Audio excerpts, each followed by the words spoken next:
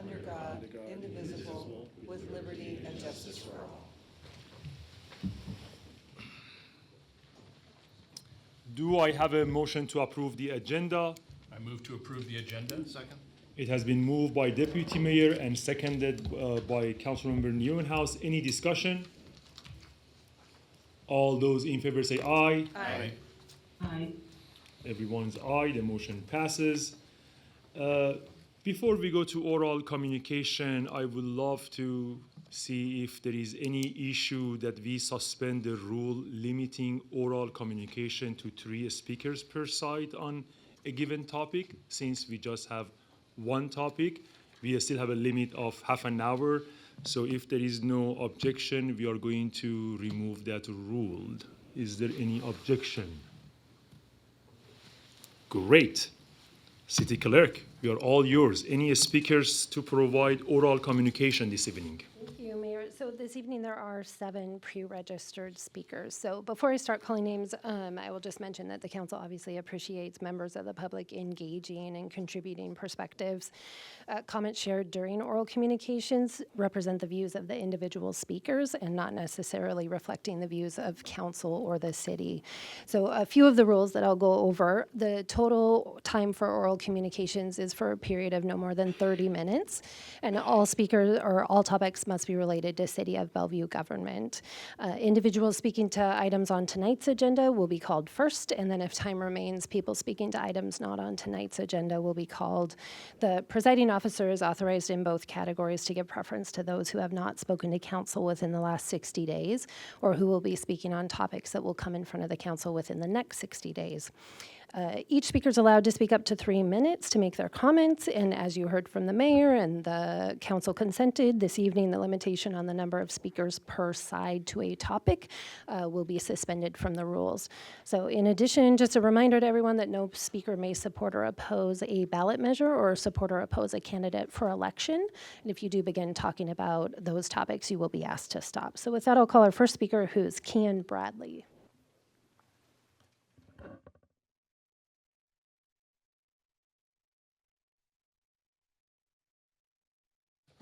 Welcome. Thank you. Good evening, Mayor Malakutian, Deputy Mayor Hamilton, council members and staff. My name is Kian Bradley, testifying on behalf of Eastside Urbanism, but we're just one member of the Streets Are For All, or SAFE, Bellevue Coalition. This table wouldn't fit representatives from all 20 of the organizations that are part of our coalition, but today we have Chris Randalls of Complete Streets Bellevue joining in person, and Vicki Clark of Cascade Bicycle Club joining virtually so that we can share a little bit about our collective work. We hope our efforts will guide your budget deliberations both during tonight's discussions and beyond. To begin with some context for your body and the community at large, Bellevue residents expect and deserve to be safe in their community. That universal value shared by people across the political spectrum is what makes Bellevue, Bellevue. Former council member Conrad Lee often said that providing for the public safety is the paramount duty of local government. Our coalition agrees, and we know that you do too. That's why we're proud of this council unanimously adopting its Vision Zero pledge in 2020, promising to reduce serious injuries and fatalities on city streets to 0 by 2030. This is a feat that may at first sound daunting, but it's something that's been accomplished by pioneering cities from both around the world and across the United States. It's also a goal that's based on data-driven best practices from the fields of transportation engineering, urban planning, and safe systems design. It's a hard feat, but as the opening of the Cross Lake Connection shows, Bellevue and our region are capable of doing hard things. However, Bellevue is moving backwards. According to your staff's data, 38 people were seriously injured and 3 people were killed on Bellevue streets in 2025. In total, that's a record high 41 families whose lives were all irrevocably changed by crashes whose outcomes could have been prevented. Vision Zero as a project recognizes that these deaths and serious injuries do not just have to be the cost of doing business. Indeed, many cities in the US and around the world show that we can have a transportation system that keeps everyone safe while keeping everyone moving, regardless of how they get around. But to advance beyond feel-good platitudes and recognize Vision Zero as the planning paradigm that it is, our local government has a moral obligation to use data-driven best practices to create a transportation system where it's impossible for someone to lose their life on our streets. My colleague Vicki Clark will share some information on these best practices and how they relate to our coalition's work and asks today.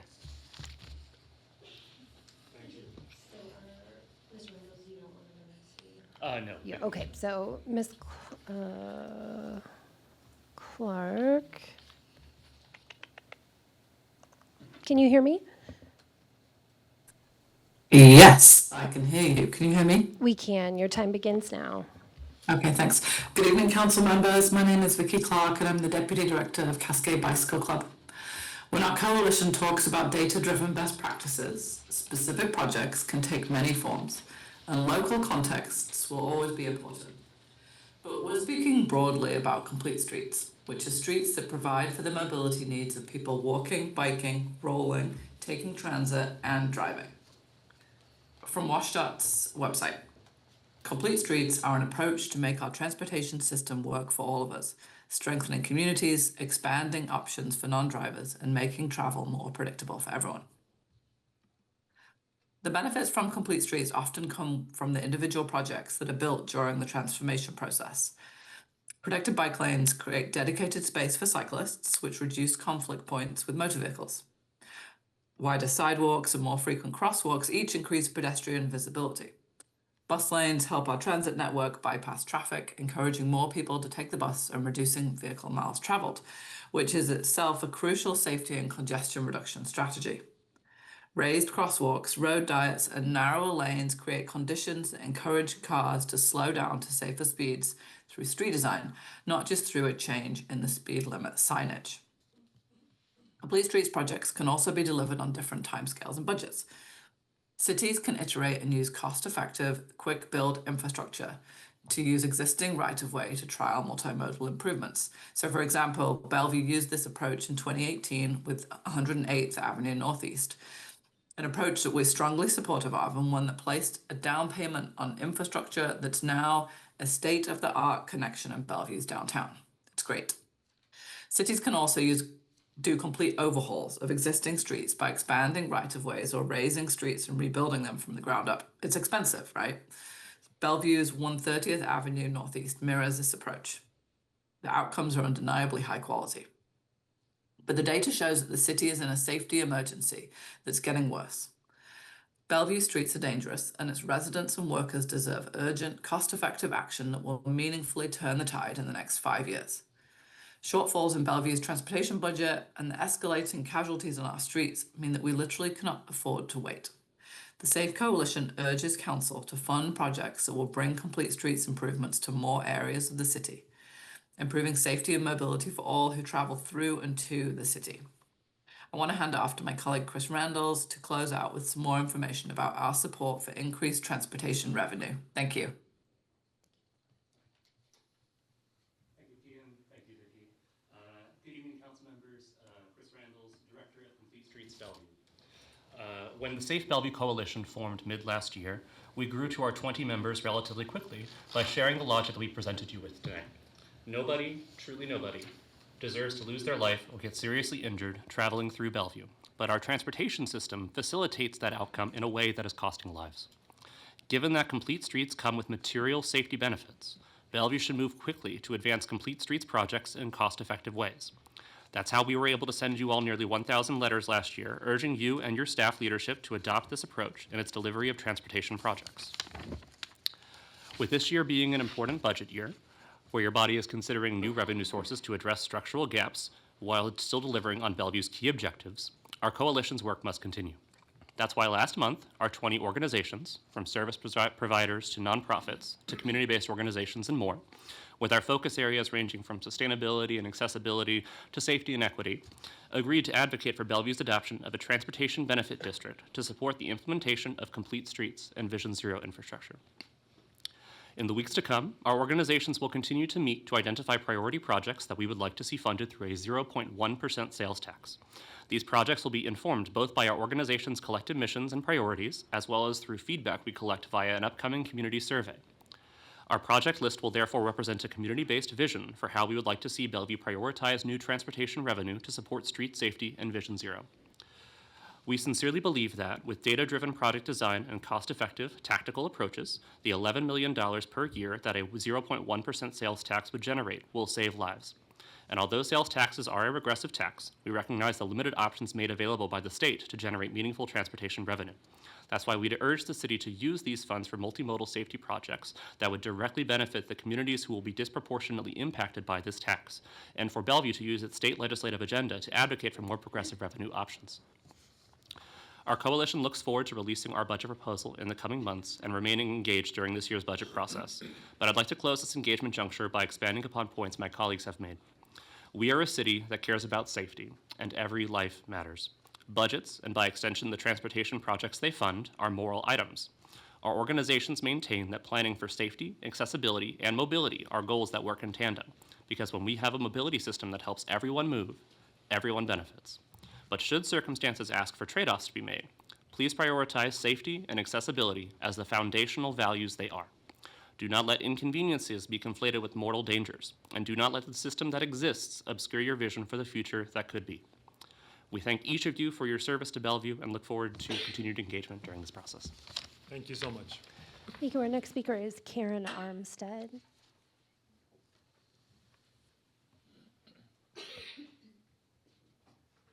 Welcome. Good evening, Mayor and council members.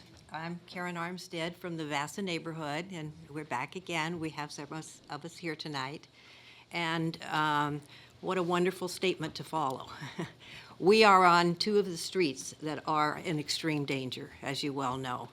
And we came tonight as part of this discussion to remind you to please prioritize the fact that we are not up to par, even with the ones that are labeled dangerous right now. And so we urge you to remember that and take it forward, its consideration. I'd also like to say thank you. We do appreciate and support the city of Bellevue. We're grateful to be here, and especially have had wonderful support from both the transportation department and the police department in these months that we've been coming to talk with you. And so that should be recognized. They have been very helpful in informing us and showing up for things that we needed, responding to emails, and so we deeply appreciate that.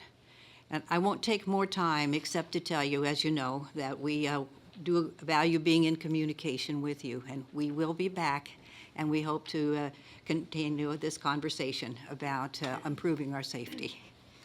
Thank you. Okay, the next speaker is Bob Armstead.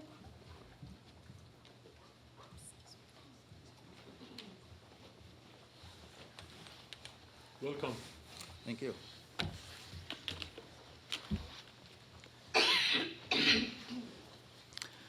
Good evening, Mayor and City Council members. Thank you for having this opportunity for the community to speak with you. We support your efforts in terms of transportation. I will repeat Karen's comment. We've had frequent conversations with your transportation department. They've always been professional, courteous, and informative. We are here because we are a community, as Karen stated, that lacks even the basics in terms of street safety.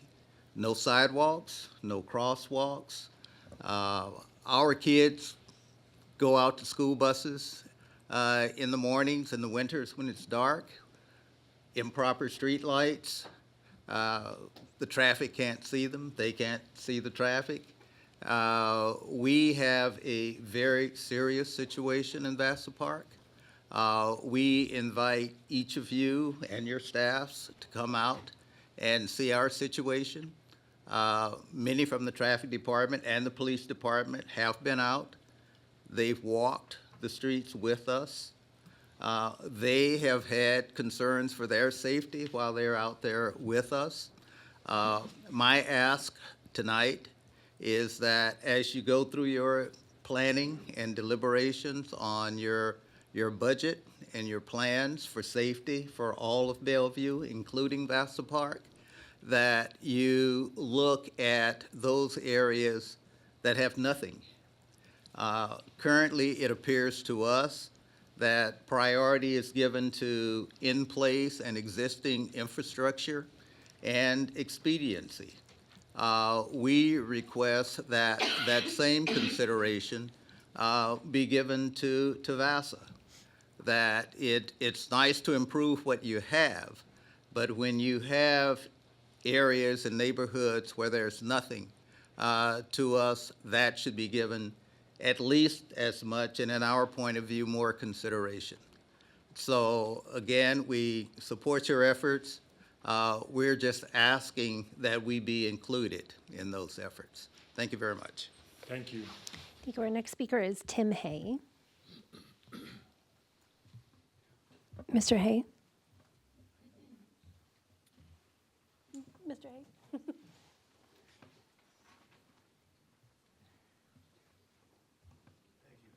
I barely made it in the door. Welcome.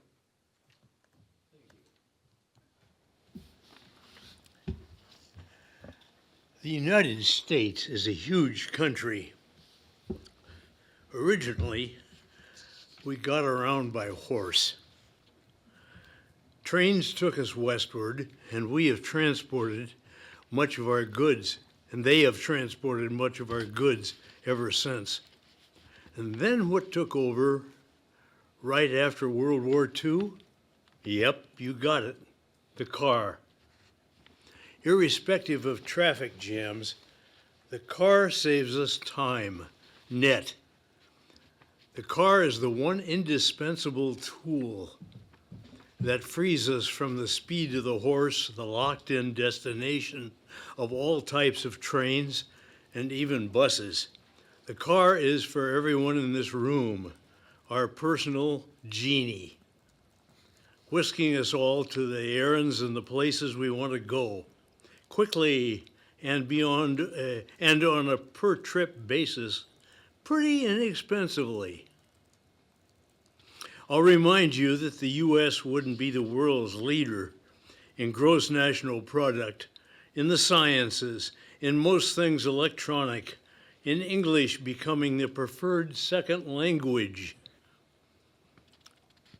for most countries, in their preference for our clothing styles, our entertainment, etc., etc., if we didn't get things done more quickly than any other country. Are we the world leader that we are solely, are we the world leader that we are solely due to the car? No, but excluding the car, what would you put first? How would Bellevue Square have become what it is without the car? And their secret sauce is free parking. Well, I'm not advocating unlimited free parking. I suggest that the overkill of turning much of our free parking into the current styleless, soulless apartments that most builders are churning out is a recipe for turning Bellevue into Linwood. Please note the current recommendation that the parking space minimum is now only to be 8 feet wide. Measure the width of your car and then open both front doors to the opening you need to get in and out, and then measure the opening of both at a 90-degree angle from the car. Add up all three numbers. Does your total exceed the 8-foot new minimum? Now decide how you will get out of your car. Mr. Hay. And how will an old codger such as myself handle the problem? Mr. Hay. Call for the jaws of life? Thank you. Our next speaker is Maria Hudson.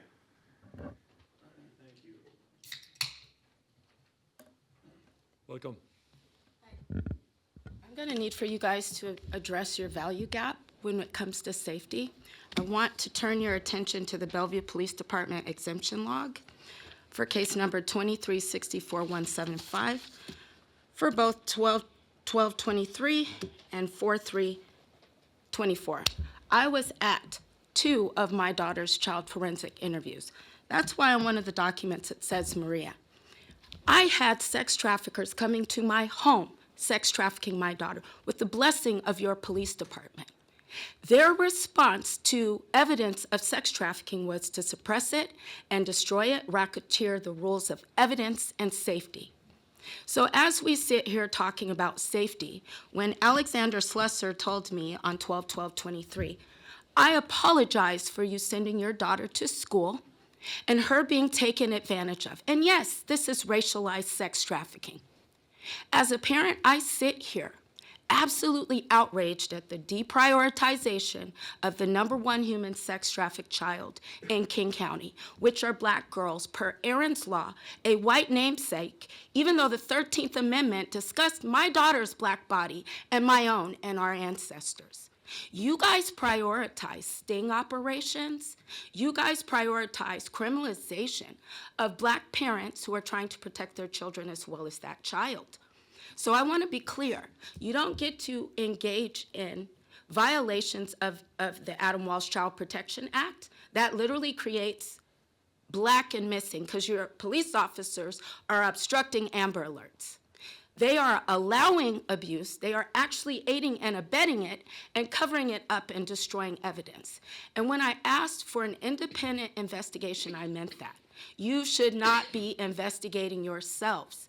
In fact, going back to your prior city council, Chief Milet emailed Brad Miyake to ignore child abuse. So you guys have a pattern and practice, a literal custom of failing to protect Black bodies in Bellevue.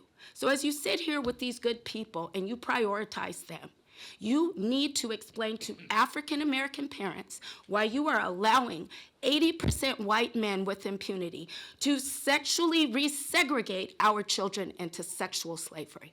And that is a real question you will have to answer, including the criminal investigation into your police department for doing it.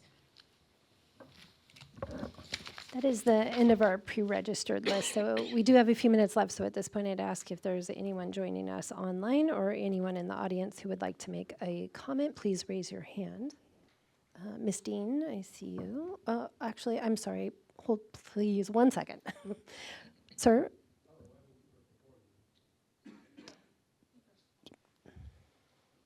If you can state your name for the record first. Yeah, when you get up here, sorry. Welcome. Juan Ramos.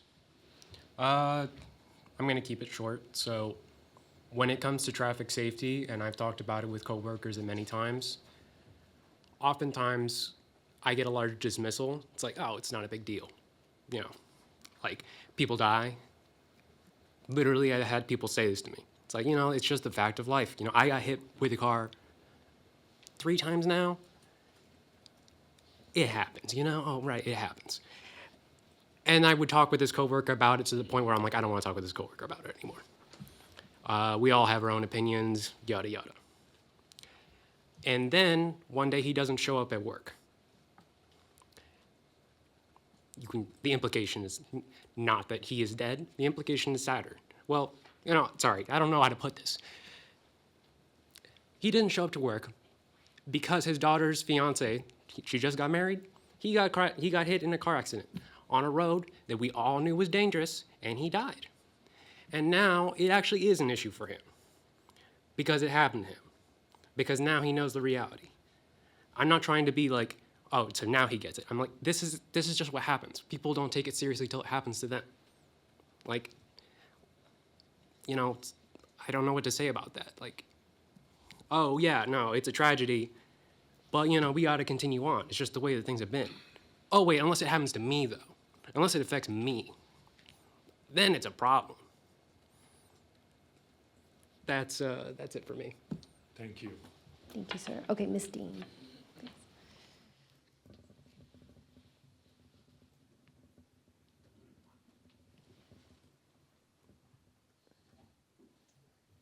Good evening. Welcome. Thank you so much. Good evening. So I'm just here tonight to listen about the funding for the Transportation Benefit District. I was involved when that was being created in 2022. We only have 2 remaining council members from that creation of the initial TBD here. So I would remind everybody that during that time, one of the asks was to have a project list, so that when we come to funding for the TBD, that we have something that we can look at and decide, are these projects good? What projects, how does it benefit everybody, not just the business sector, but also neighborhoods and that sort of thing, to get us all moving within the city. I don't see a project list, and I'm kind of wondering why that is, where it is, when we'll see it. Because I do have, as a taxpayer, concern about starting to make decisions about, taxing myself, my neighbors, and everybody without actually knowing what it is that we'll be paying for. I do want to point out that we have people coming here and lobbying for this who don't actually live within our city, referring to it as our city, but who do not actually live here in Bellevue. This is my city. I've been here for 27, almost 28 years. My husband has been paying taxes all this time. I went back to work this year, so I am now contributing to that. And I want to know, what am I going to get out of this? How is this going to benefit my neighborhood? How is this going to benefit being able to move around the city? So please, I want to see a project list before you start talking about it. I'm very concerned about the fact that we do a lot of talking about affordability, and there's a lot of people that are going to get hit by this. A lot of our lower income residents. This doesn't just hit rich people. This isn't just a millionaire's tax. This is going to hit people hard. So please, before you do anything, and I understand this is the beginning of all this, but please keep that in mind. There's a lot of people that are suffering, and please keep the neighborhoods in mind. Always, always, always.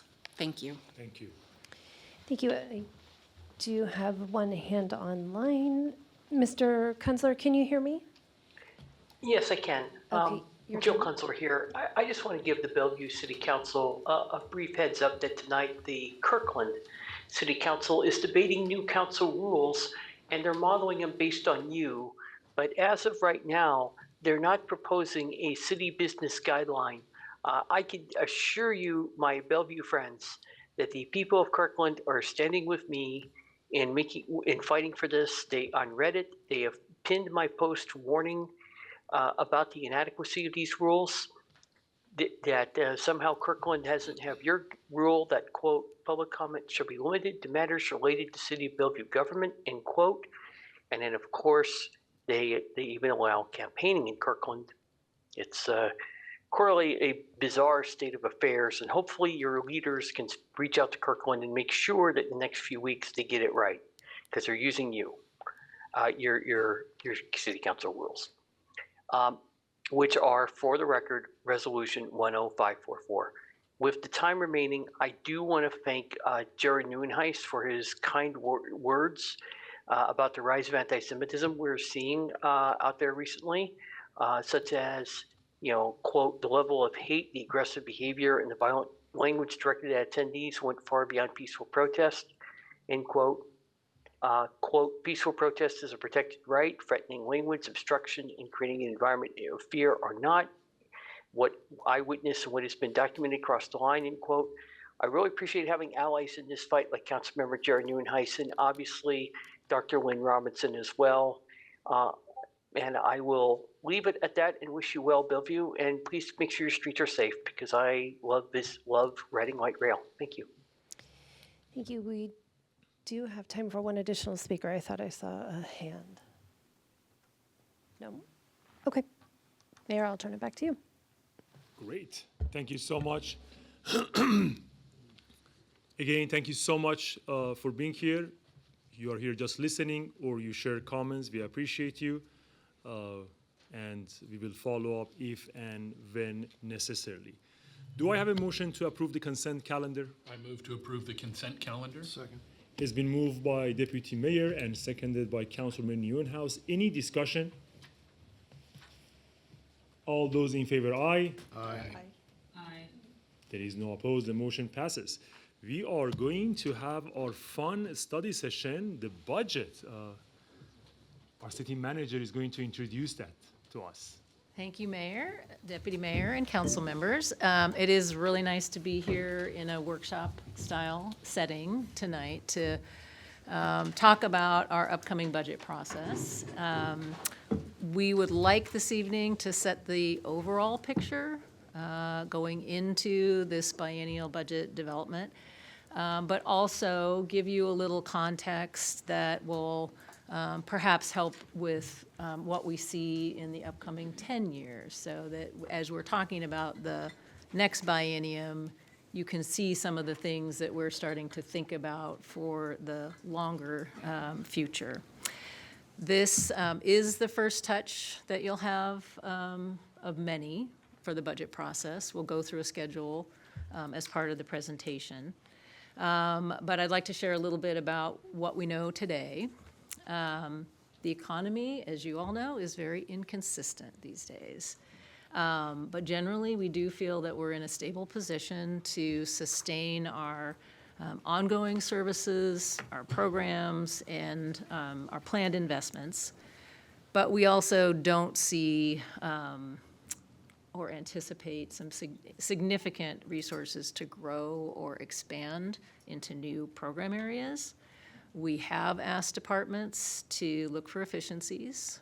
We will also look at some of our pilot programs that are funded by one-time monies, and those may need to be considered for rollbacks.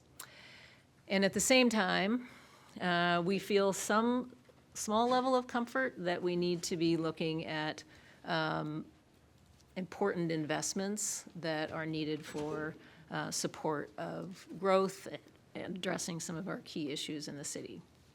So drawing back on history, over the years, Bellevue's been very smart and thoughtful about how we make investments that support the future of the city and its growth and transformation. And we're at another point in time where we have to consider how we do this again, and specifically with the planned growth in population and employment and densification and development. We understand that that growth and transportation mobility go hand in hand. So tonight you are going to hear specifically about how growth and transportation go together and they work together, and what our challenges are with transportation. And that's general transportation projects and also our transformational project of the Grand Connection Crossing. We look at this budget as we're going into it, and Ben's going to tell me, oh, no, okay, we're doing well. Yeah, I thought he was going to bring me the mic. We are looking at this as we are a city in a strong position in a kind of a national and global uncertain era. And so we do need to look at how we can invest in our future. We will always strive to be fiscally prudent, and this is an exciting time for Bellevue. We are increasingly becoming a global hub, an innovation hub, continuing to attract new businesses. We are a city that has a growing urban energy inside beloved park system and natural environment. And we're recognized as a community that is community-friendly, business-friendly, with a high quality of services and a focus on being safe, open, and welcoming. So you're going to hear a lot of material this evening. This is workshop, so we encourage questions. We will try to answer those questions here tonight, or we'll take them down and we'll bring back the answers for you. We have a couple of stopping points in the presentation to gather deeper feedback from you. And with that, I am very happy to welcome our first panel here of staff. So John Risha is going to kick it off. He's our Chief Financial Officer. Ray Fleshman, Manager in the Budget and Financial Planning. Emil King, our Director of Community Development, and Tara Johnson, our Assistant Director in Community Development. So they're here for the first segment, and then we will switch out some staff members as we go through the presentation. And with that, I'll turn it over to John. Thank you, City Manager. Mayor, Deputy Mayor, council members. So this is my fun spot. Like, this is budget plus. And I'm really excited for us to have a chance to chat tonight, to share with you some thinking, to learn from you where you're at, what guidance we need to be thinking about as we work with Diane to get ready for a preliminary proposed budget in the fall. Tonight, there it is. Tonight, our agenda, the first section will be really about the budget and financial and thinking about that long view and bringing in the comprehensive planning and how it translates and some of the big factors that are going to be before you over the course of this 10-year cycle that we think within. The second section really will get deeper into how we think about transportation and some of the lessons that we learned coming out of previous transportation conversation, including the Transportation Benefit District of past, and different way of thinking about those kinds of investments.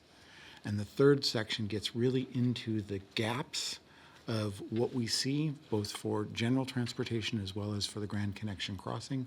And we're going to get into some numbers and really get some understanding from you and share some understanding and hopefully get to a good place where we're receiving great information. So that's our schedule of events, and that's only 3 hours. So with that, we're going to jump right in, and I'm going to turn to Ray and let you give us a little bit of a rundown on the budget process. Thank you, John. As you can see, we have a high-level calendar of the budget process for the year. We started back in February with the council retreat and our approach to the budget process. Tonight, we're talking about the budget process and transportation. The next touch point will be in June when we come and talk with you about the forecast for the general fund, development services, and utilities. Over the course of the summer, the staff will be working on pulling together the preliminary budget that will be presented on September 15th, along with the second public hearing. And then during September and October, we'll be doing council briefings and talking through that preliminary budget, with final public hearing and council deliberation wrap up on October 27th, with hopefully tentative adoption on November 17th. So when someone asks you how you spent your summer, it's in the budget. There's a lot of really great work that the staff is working on right now, and this discussion is incredibly timely to help us make sure that we bring forward the right proposals through Diane so that you're getting the right investments into the community. One of the things I want to start with as we jump into this 10-year cycle is a little bit of thought about the budget itself. So the budget process for staff and for the city is really a 10-year cycle. You adopt 2-year budgets or a biennial budget each period along the way. But the way we think about that is each 10 years we do a very deep dive into the base operations of the city. And in between those, we do what is much more of an incremental budget process where we're looking at the edges of it, implementing continuous improvement, making sure we're on the right track, but it's not the wholesale deep dive that happens once every 10 years.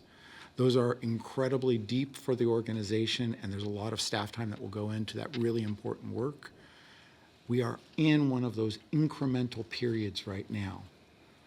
It happens to coincide with the bouncy economy that we're facing, and there's a whole lot of things that we're thinking about. And so we want to start here to think about the long view and begin to tee up what that 10-year cycle looks like from where we are through where we think we're heading, and the kinds of things that we think you're going to need to be thinking about as council members to help us make sure we're bringing the right things forward at the right times. So if we're thinking about this, I start at the core of some of your greatest guidance to us, which is the comprehensive plan. That provides us a really big picture view of how the city intends to grow over the next 20 and 40 years. We think about that because if we look backwards, the comp plan actually drives so many great things and making sure that we're bringing the right investments forward. We as a city have different kinds of responsibilities along the way, and making sure the infrastructure is part of that discussion, whether that is for physical infrastructure or support of the people, both jobs as well as neighborhoods, to make sure all of those things are ready when the development comes in. So with the approval of the comprehensive plan, the major update in 23-24, that started a whole sequence.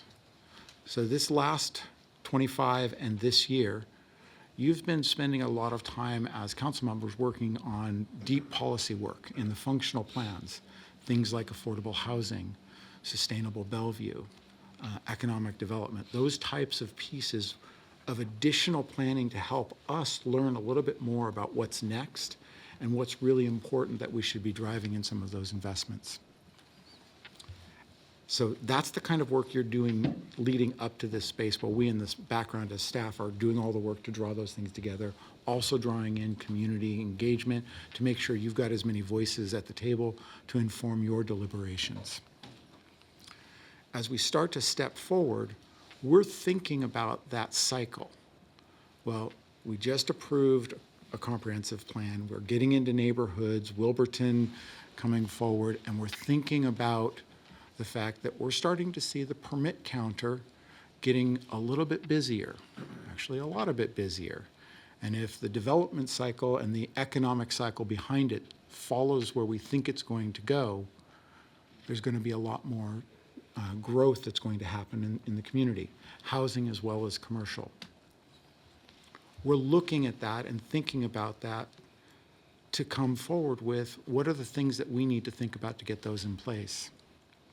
So right now in your budget discussions and the startup, as Diane suggested, we're really starting to think about what are some of the early decisions we need to be thinking about as a city to make sure we've got the components in place.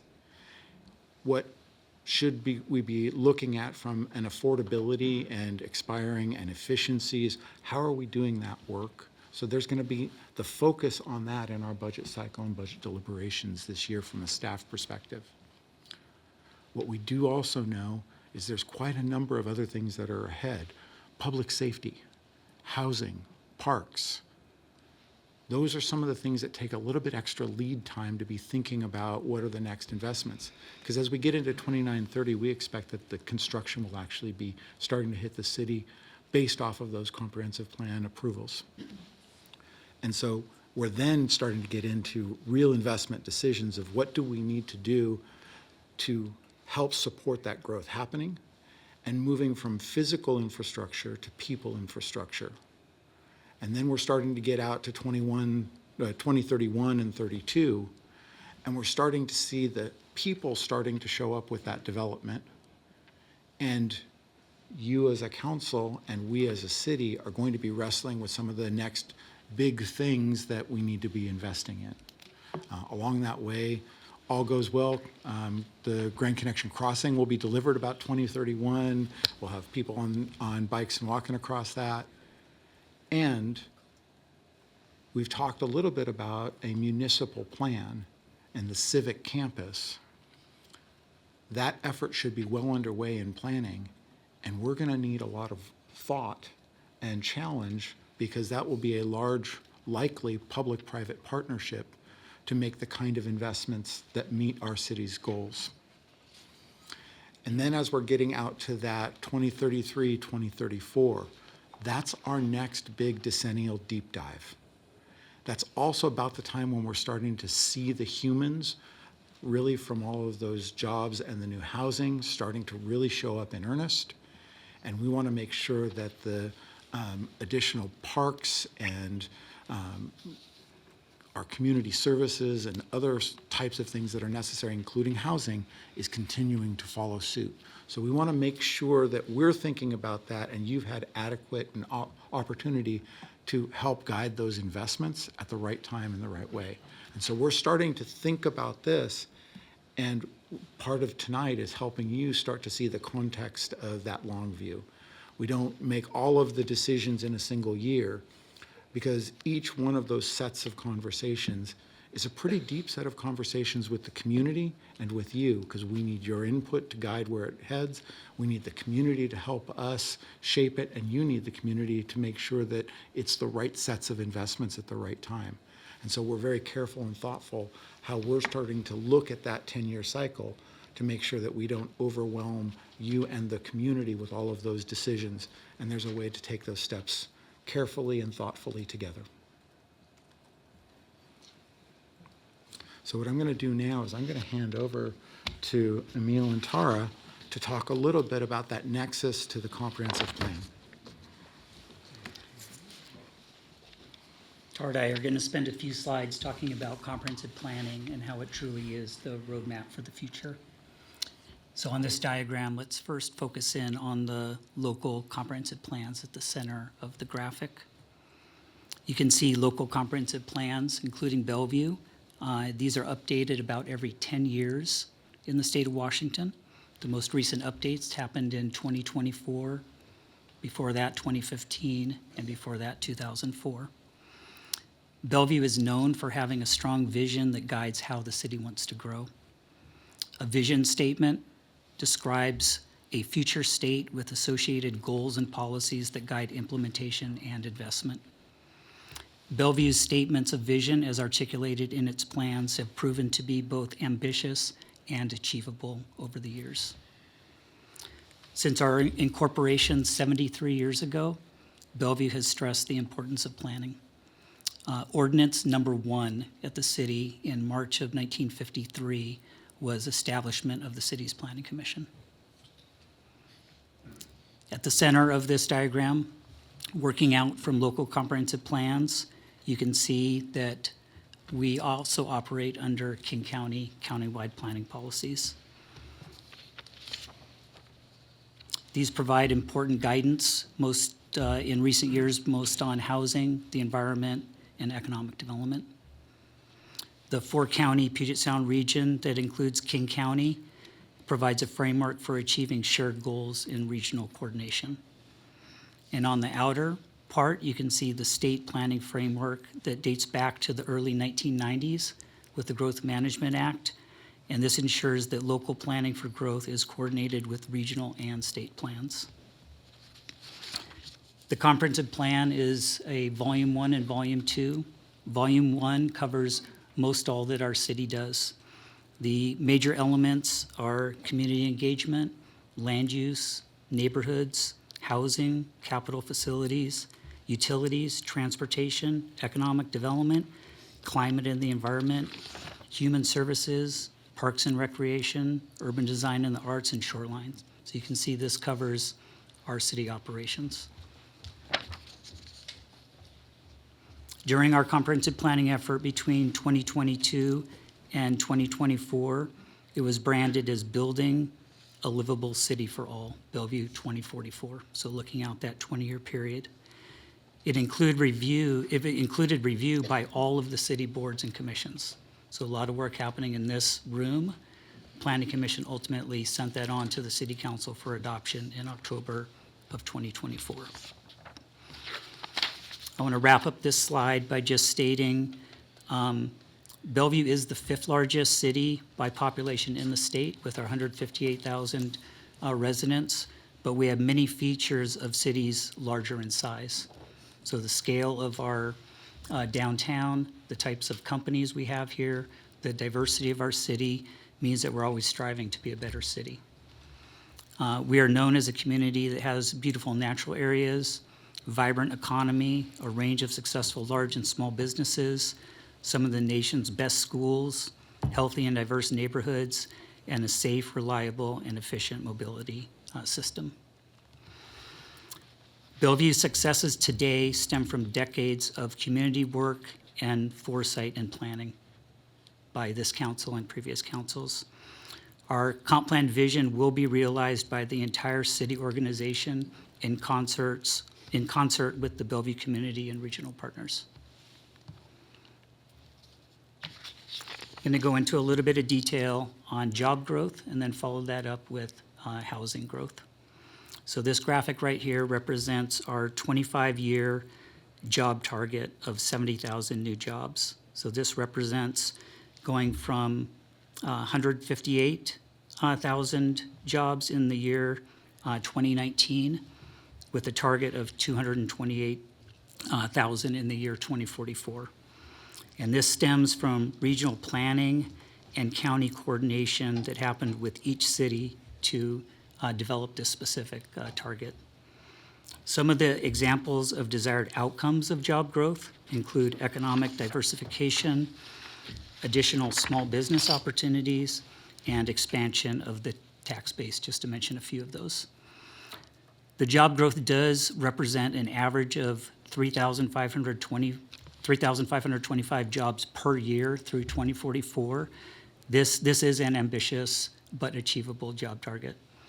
You can see that the job growth does fluctuate, as is shown in 2019 through 2024, with the pandemic, some of the technology sector changes, and AI.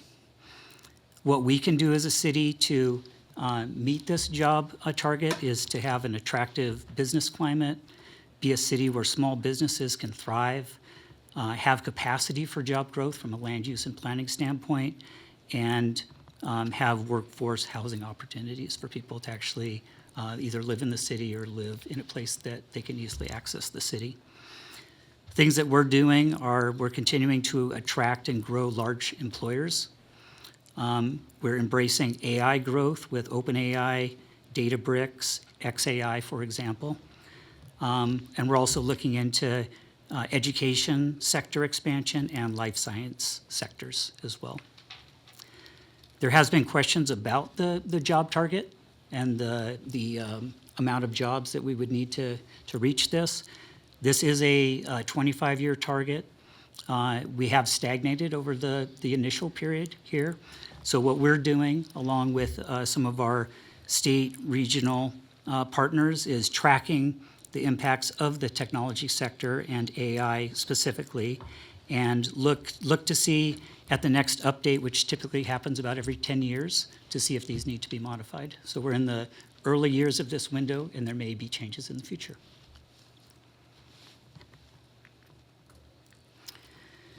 Shifting on to housing growth. So you can see here, we had 63,000 units in the city in 2019, and this was split about 50% in multifamily structures, about 50% in single-family structures.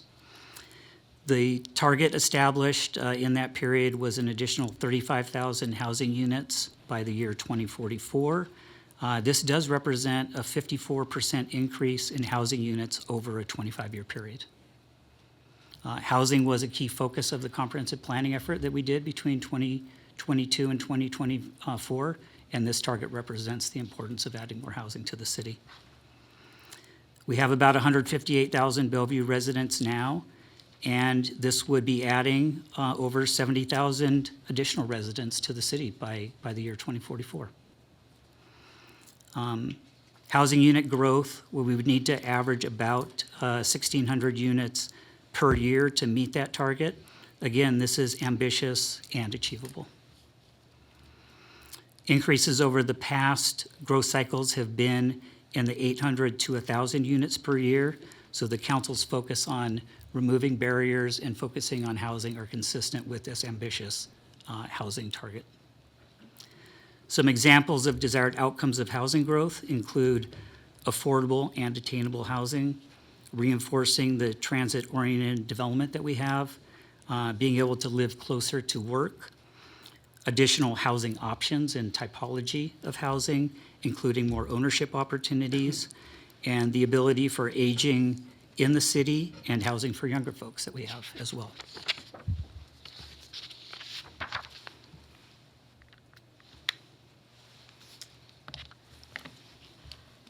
So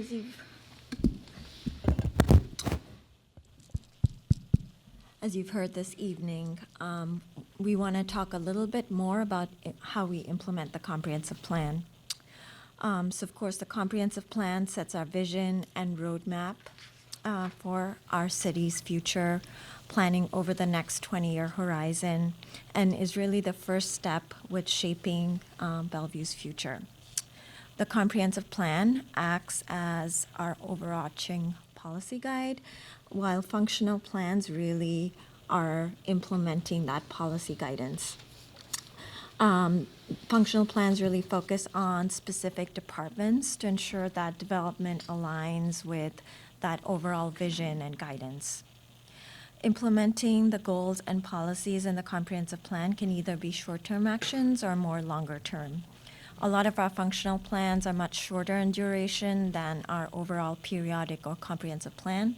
They're typically around the 5 to 7 year time frame. Functional plans are typically detailed. They're actionable documents that implement these broader goals and policies for city operations through specific long-range planning aspects for services like housing, utilities, parks, or transportation. And they also include things like capital investments for infrastructure. Some notable examples that you'll see that we've highlighted on the slide here and highlighted in bold as well, that have recently come across council review include the Affordable Housing Strategy, the Diversity Advantage Plan, the Economic Development Strategic Plan, the Sustainable Bellevue Plan.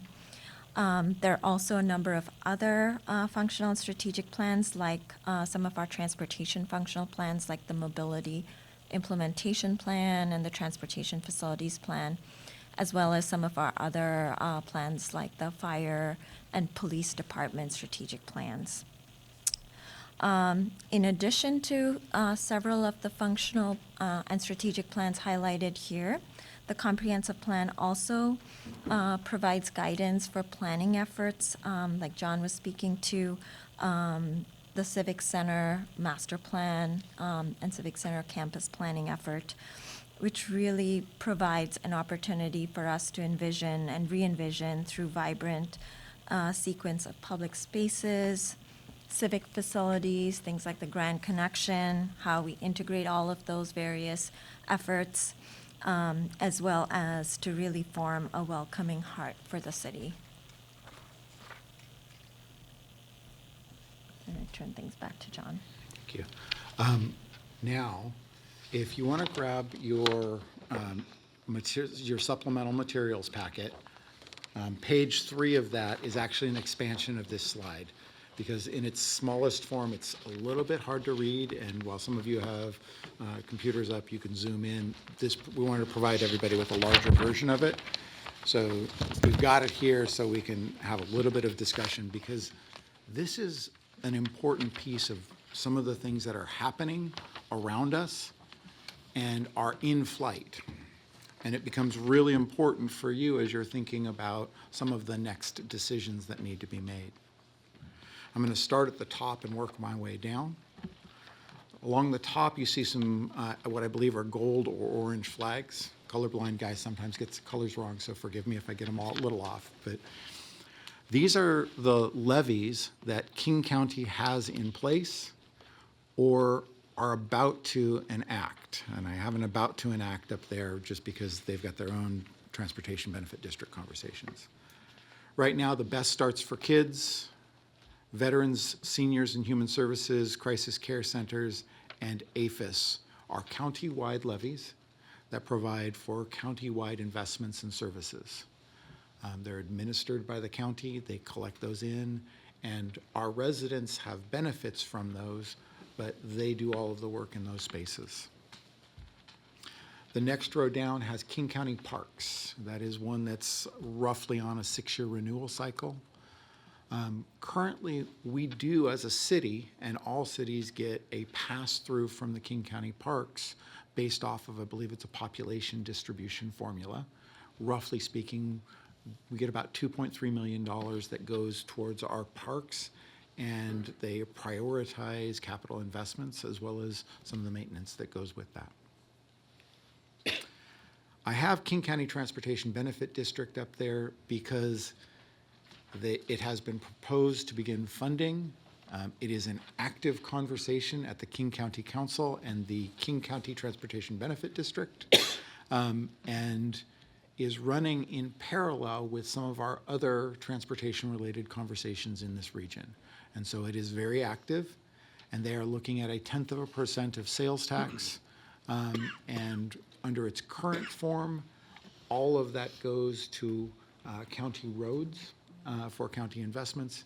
There have been a number of discussions on whether any of that goes towards transit or any of that should go to cities.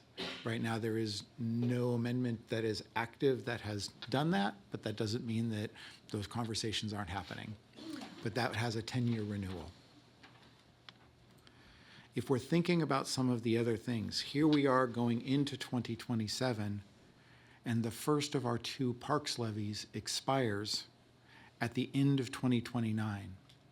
It's usually about an 18-month process of lead up to be out to the ballot, because we want to make sure that whatever we go out to the ballot, the community is with us, and that is a decision point on what that looks like, how we go out, and how we want to think about things.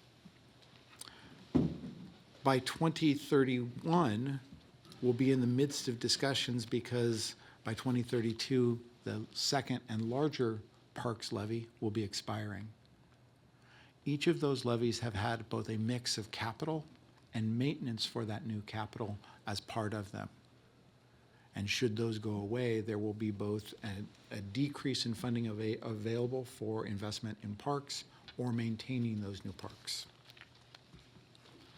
We also have out there at the edge at about 12 years or so out, our 2016 transportation levy and fire levy both expiring at the same time.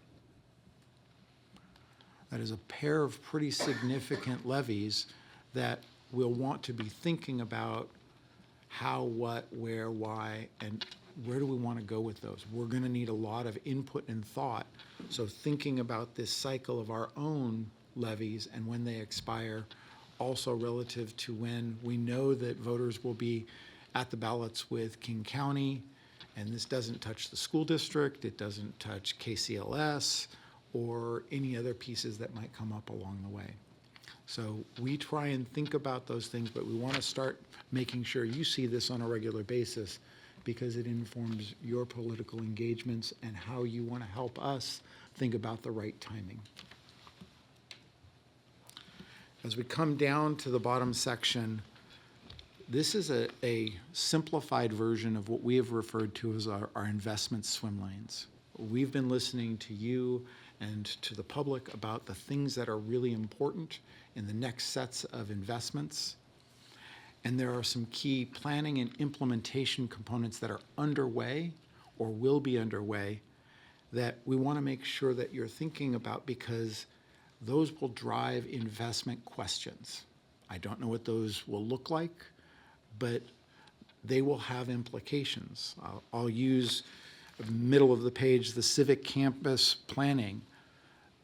That will likely get to a place where you might have municipal, you might have commercial, you might have housing, you might have parks and recreation, you might have a mix of different things that might be in play in that conversation, and what kind of public-private partnership and how do we want to be thinking about our government operations overall.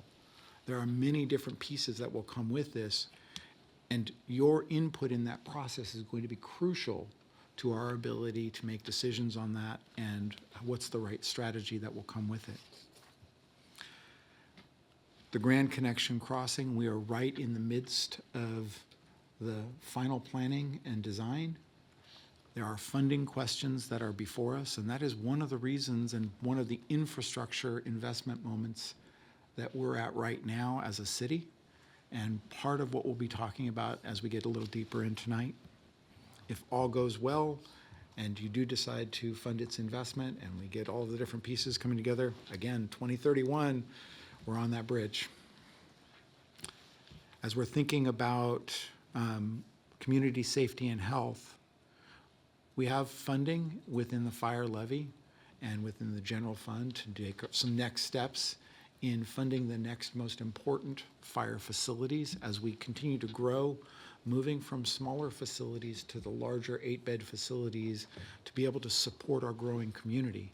As we go vertical, and there are more people here, both in the daytime and at night, we need to make sure those services are there. We also have an opportunity that the legislature has given us, which is a limited duration opportunity. Act now or it goes away. There is a criminal justice or public safety sales tax that has been made available to cities, but it goes away. And so we're looking at that as a sole set of discussions, and what does that mean in 2027? We want to make sure that we get everything stabilized as we then give you the time and space to be able to engage in the right kinds of things that go with that and think about that. And then as we come down to our vibrant economy, there are so many things going on in this community and our economic development planning. But our convention center, right across the street, is talking about its next expansion as its investments are coming due or they're getting paid off. They're thinking about what next. And we are a vital partner to that.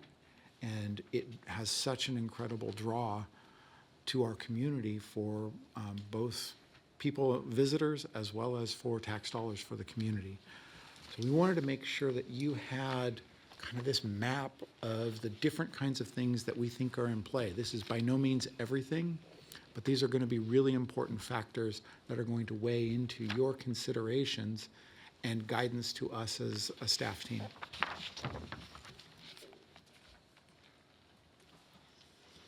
Okay. As John was talking about the long-range kind of things that are coming down the pike in the next decade or so, we just want to take a chance or an opportunity to circle back to what's right in front of us. So this slide is looking at the investments that we did in the 25-26 budget by STA, and the boxes are in their relative size to their portions of the budget. And that's kind of just taking the long picture and the short picture to take the opportunity to set up for the how do we do all of this. If we're thinking about this, one of the things that we draw out is things like safe and efficient transportation. That is largely the transportation department, both operations, maintenance, and capital investments combined. It is an important part, but it is a relative part of the overall investments of the city. And we think about those different aspects. Community safety and health is by far the largest sets of investments that the city makes.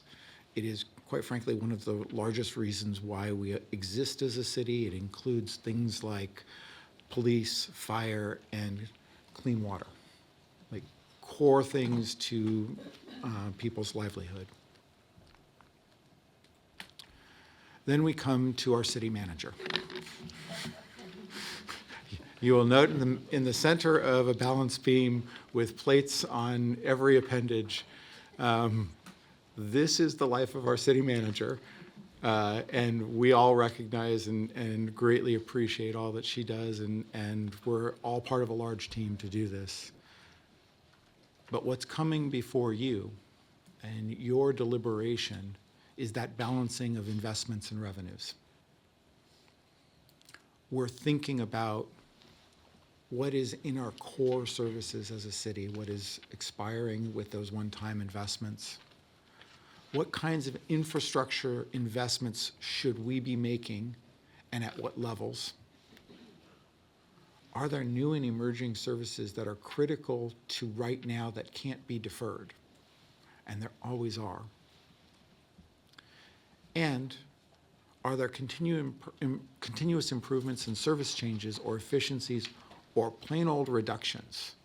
Are there things that we can be stopping to do on the expenditure side to make sure that we are bringing forward that right portion of the investment side of the house? On the revenues side, our general revenues are in flight, our property taxes, our B&O, our sales taxes. But the things in an incremental year you're thinking about most importantly are your council contingency. There's a little bit of money, $1 million a year, that is set aside for key investments at the right time, but it is a contingency. There is some inflationary revenue growth, a very small amount of it that provides a little bit of an opportunity. We're starting a conversation as to understand whether there should be new revenues in taxes or some user fees that are likely to come forward, and we'll talk about some of those later on. And we do know that there needs to be some rate increases. There are some challenging spaces, like in utilities, where we're having pass-throughs of growing costs for that kind of infrastructure, and we do recognize that that is part of your balancing, and you have to be really conscious of it, and we're conscious of it. And so we're thinking about how do we help find that balance, which is why our city manager stands at the center of it, spinning plates on one leg. So now I really want to dig in and let us listen and answer questions.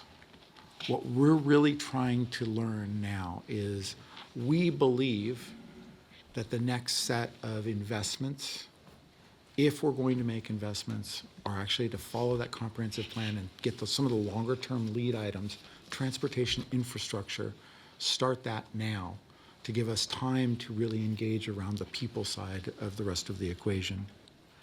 We know that there are future financial decisions that are going to come before this body, not necessarily in this budget cycle, but we anticipate in the coming years to have that time and space. Things like the Criminal Justice Sales Tax Authority, the expiring levies. We really need to think about, are we talking about single-purpose levies? Are we talking about multi-purpose levies? How are we aligning our overall investment needs with the right time and the right opportunity with that growth cycle? And we believe that, again, the first up is transportation and transportation infrastructure. And part of tonight is, are we generally on the right path? Not asking you to vote on a budget decision, but are we heading in the right direction? And I'm going to pause right there, answer lots of questions, and we'll see where we go. Thank you so much. Let's just go around the room. Councilmember Robinson, we'll start with you. Okay, thank you. So my priorities are not just exclusive to this, but what comes up for me are safe routes to schools, Springs Zone 3, West Lake Sammamish Parkway, transit connections, and Lime bike routes. So I'm just going to throw that out there. I have some questions, and you can come back later, but I want to know what is the impact to our taxpayers if we were to use bank capacity? If we were to choose vehicle fees only in a TBD at like $40, would it raise comparable revenue versus a $20 vehicle fee and a 0.1% sales tax? I can answer both sets of questions. We can answer that stuff as we go here. Okay, excellent. And then, do we allow gambling activities already in Bellevue? The choices are raffles and amusement games. So I would love to tax that. I like taxing things I don't like, so. Then I think about, what I want to know more about is a non-voted transportation benefit district. So I kind of asked that question already, but I'd like to know more about that. I'd like to know about a local improvement district for like a community like Vasa. Just curious. I'd like to know about bank capacity for property tax, or I asked you that. Yeah, that was it. So part of it, we are going to spend some more time talking about the specific transportation-specific revenues, but let's do a little bit of that. Ray, what is the impact? So we currently have about $7 million of banked capacity as a city for property tax. So $7 million a year. What does that equate to on a average household basis? The average household using a percent of that is about $1 million to the general fund, and it equates to about $12 to the average household. Because of the millage rate. I mean, you can't collect beyond a certain amount, right? So then we're taking it out of what the state would have gotten. Right. Yeah, that's good. Okay. So that 7 million, if all of it were enacted, that's about $84 million, $84 of additional tax on a household. Okay. not 84 million, sorry. Just $84 on the household. Okay. Relative to the Transportation Benefit District revenues, just so you've got frame of reference, Council Manic has a $20 authority for vehicle fees. Anything above that, up to 100, is vote of the people. Okay, I'm just talking about Council Manic. So then. $20 of a vehicle fee would generate about $2 million a year. Okay. So how about versus at $10, Is about $1 million. and then that's, did you say that's for the vehicle fee? That's vehicle fee. The sales tax, Yeah. you can do 0.1% councilmanically and up to 0.3%. So if you did $10 vehicle fee and a 0.10% sales tax, what would that bring you? So sales tax is about $11 million plus an additional $1 million for the vehicle fee. That's about $12 million a year. Oh, wow, so the sales tax is really what? Correct. Okay, that's good to know. Okay. And then we did the gambling. We will look into some of those questions, and we've got, one of the things you'll find in the back of your packet, we've done some extensive research. There's about 50 different revenue sources that are back there and different kinds of ways to look at different types of revenues. We've got this for future reference as well. We want to make sure that we keep an active set of tables ourselves of all the various revenue sources. And there's some different ways of thinking about things that are back here as well that we'll bring out at various times.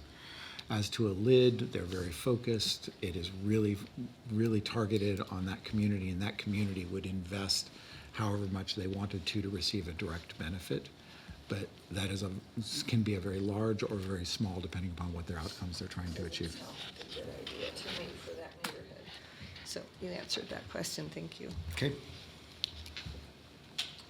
Thank you. Councilwoman Rivera.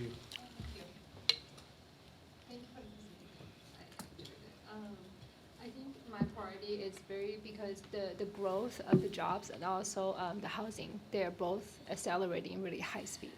I would say I think my focus is I want to make sure that while we're growing, that we can have an infrastructure that can sustain the transit-oriented multi-module package that's like going to be accessible for everybody who doesn't drive, who also have a car, who can maybe just solely using public transportation. And also, I think it's really important to protect our neighborhood's character, make sure that the streets are always safe for anybody in the community, from a baby versus a mom pushing the baby, right? So it's really important.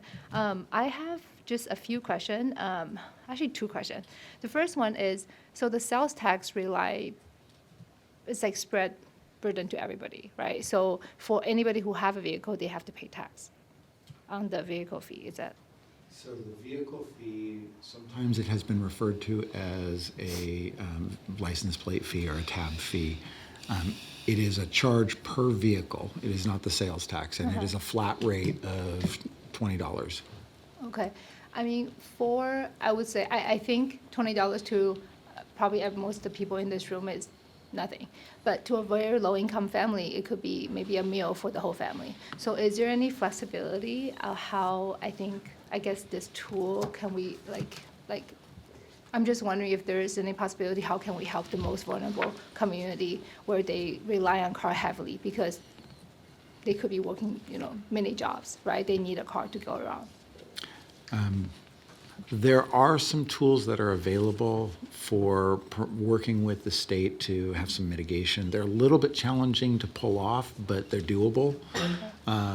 And should that be something you want us to investigate deeply, we're happy to go investigate and see what options might be available and how the state has had experience with other communities that have done that. Yeah, and I would love to just learn more before we make any direction. I think learning the knowledge would be really helpful. And then my last question about this is, what happens if we cannot identify the revenues for a period of time? Like, is there like a hold off of a project? Like, how can we effectively share the news with our residents, and then, what type of projects should we prioritize? Yes. I'm going to ask if I can hold the answer to that, because the next 2 sections will actually give you a lot of insight into that, and we'll get down to what it means. Okay, thank you. So John, I know you're in the first part of the agenda. What type of question you prefer we ask you if we are not going to ask you the question that is belong to part 2 and 3? I'll let you know if it's part of a 2 or 3 if we're going to hit it, so we don't Okay. have to spend too much time there. Okay. I'd rather have it out there and know that we're getting to the right things. Okay. Councilmember Briar. Thank you, Mayor. First, I want to say that there's an implication here for us council members, which is that we don't build the budgets from scratch. We review what's already structured, and I think this takes an incredible amount of work, so to say the least. So John and the other colleagues there, owe you a huge thank you for all of the work that you've done. This question perhaps is out of scope, but because of recessionary conditions, we went into an economic downturn. You know, neighboring cities had to cut programs and staff. We didn't do that, which is exceptional. But I understand that department heads are likely going to make difficult decisions and focusing on efficiency gains. What I wanted to ask is that we, for example, have Sustainable Bellevue. If the data shows that this program has been effective in achieving its outcomes, can we explore funding opportunities in a way that is cost neutral, like partnering with Alaska Airlines and having folks voluntarily donate funds when they purchase tickets, or exploring things similar to this caliber to help continue the important work of Sustainable Bellevue? I think the answer to that, and not speaking too much for my colleague who I'll turn to, is we're always open to looking at all sorts of alternative approaches. Emil? Yeah, our stakeholders are clearly aware it's a budget year, so we are engaging with our full range of stakeholders for Sustainable Bellevue and other initiatives that we have on hearing from them on ideas for investment and ideas for revenue as well. Fantastic. Thank you so much. Okay, and then one last thing I wanted to share is that I personally, my values lie in pushing for more pedestrian safety and walkability as much as possible. Parts of downtown and neighborhoods where I live are walkable, but we don't have the sub-area equity in terms of pedestrian infrastructure and safety. I think we need to prioritize equal distribution of this. Like, I walked around Vassar Park and I can't just imagine having my child cross the street in a winter morning without a crosswalk or proper sidewalk. So I want to emphasize scalable and equitable distribution here. And then sort of embedding this in the broader narrative as well as, according to my research, if you could even call it that, across the United States, I think cities on average only have 5 to 7% of their residents use transit.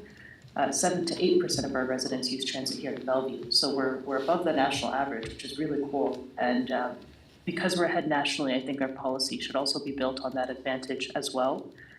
So I'd really emphasize accessibility, walkability, safety, and pushing for efficiencies of all modes of transportation, but really emphasizing not going on a project-by-project basis, but having a very comprehensive approach to completing multimodal transportation in our city. And then I think I will pause there. Thank you, Mayor. Thank you so much. Councilwoman Newhouse. Thank you, Mayor. I echo the comments of my colleagues. Thanks so much for getting us to this point, and I really appreciate your overview as well as the city manager's kind of overview, setting the stage for tonight's discussion. Really appreciate it. And I know the amount of work that goes into that, and I know you've been tracking everything very closely as I check in with you from time to time. I just want to dig in a little bit on kind of where we're at right now, as well as the optimism, or maybe tacit optimism, as you mentioned, or quote, small level of comfort. And you had mentioned, John, about the permits, which is one, encouraging metric for sure. My concern is that things have changed a little bit, though, where we had more ability as a city to kind of chart our own course. Other cities may have taken different directions when it comes to different economic policies. But now we're starting to see more of those decisions being made down in Olympia. And we have less control over some of these decisions, and they're going to impact us. So given that, my concern is always that we're gonna, kill the goose that laid the golden egg here in Bellevue with that less local control that we have. And I'm looking at the tea leaves, and again, these are not necessarily Bellevue specific, but it gives me pause, and that's why I want to get more of a sense of the optimism, given that change in that framework, that we might not be able as independently be able to make some decision, or maybe we still can, but we're still going to be impacted by other bills that have been passed that are going to affect us. But when I see that, there's 65% more homes for sale on the market now compared to last year, a lot of inventory. When I see that our unemployment rate, this is the state, we have now one of the highest unemployment rates in the country at over 5%. State revenues for March of 2026 is well below expectations, $76 million below expectations. And job losses, again, not Bellevue, but Starbucks announced that they're moving 2,000 jobs to Nashville. So while these things are not impacting us right now because we have done an incredible job, I think, especially city staff, in terms of being fiscally conservative, being prudent, always thinking about future needs and planning ahead, as well as having a tremendous council over many years that have, adopted these great policies. And I know you don't have your crystal ball with you, but at what point could some of these things potentially catch up with Bellevue? Right now, things are great, and I am cautiously optimistic. We are still bringing jobs in. I'm not sure it's going to be at that rate that we need to maintain, given the graphic I saw earlier. But at some point, it's going to catch up to us to some degree. To what degree, I have no idea, but I think to some degree it is, and it will start impacting our budgets and our economic outlook. So can you speak just a little bit more in terms of your, I guess, cautious optimism where we are now and going forward? I appreciate that, Councilmember. It is a crystal ball, and there are things that happen at the state level and at the county level that we have little control over and will affect the overall climate for our residents and for our businesses. And we have to be very thoughtful. We've got an incredible government relations team that is spot on and deeply embedded in many conversations at the state and regional levels and at the national levels. And it is critical for us to stay engaged in those spaces, because without that, our voice gets lost. And the truth is, we are viewed as one of those bellwether voices, and it is important that they do hear from us. I'll offer you some smaller notes to validate. Bellevue may actually be a little different than the rest of this region. I just got off with Standard & Poor 2 days ago with a credit call because we're getting ready to sell bonds, and they're doing their final pieces, and was just looking at some of the trends in our top 10 employers. You remember in 22, 23, we might have had a large company that was vacating and left us. We've actually rebounded from those jobs, and we've grown past that number of where we were at by another 6,000 to 10,000 jobs over where we were at going into that before the downturn. So we're seeing trends like that. We're seeing the movement in our permits are actually heavily in housing. And so while there is a high amount of housing that might be hitting the market, it's also because you're being successful in getting housing to market. Now the question is it affordable and can people get into it? Yeah. And that is one of those crystal balls that, guess what, we live in a landlocked county with growth management, and that's part of the trade-offs that go with it. And so I think there's going to be some challenges, and the more work that you do around affordability and finding that right mix for our community is going to be really important to those pieces. I want to express some great appreciation for the shoulders that I'm standing on. Right? the staff and the council members who got us to this point and gave us such a strong foundation and a strong relationship with our community, both residential as well as business, that is the envy of so many. It is critical for us to maintain those relationships because we will hear those things that are most important and try to influence those things that we possibly can. And so I think you are spot on in worrying about those things. I don't know where that point is. What we do see for us as a community is there is a continued draw and a continued interest, and we are following that lead of the market. And if the market starts telling us things, we're going to be right back here before you to share with you what the market is telling us. Yeah. And right now the market is telling us, be ready, we're coming. Okay. We may be coming from a different side of the lake or a different area, but we're coming. Okay. I appreciate that, and I think the more that we can stay in tune to the, the data that comes in that you're privy to, and our ability to pivot as necessary, that we have done before and we can do again, I think is really important. I share those concerns, but at the same time, it's so important that we continue to, as you rightly pointed out, continue to grow and have that infrastructure that can support the growth of the city, as well as has been mentioned many times tonight, making sure that we have this right safety precautions in place around our infrastructure, especially around transportation and other things like that as well. And I think the more that we can become almost maybe not independent, because we're always going to need money from the county or from at the state level to accomplish the things that we want to accomplish. However, I think the more that we can take on some of these projects on our own and we don't have to wait, the better off we are, especially when it comes to those types of scenarios where lives could be impacted.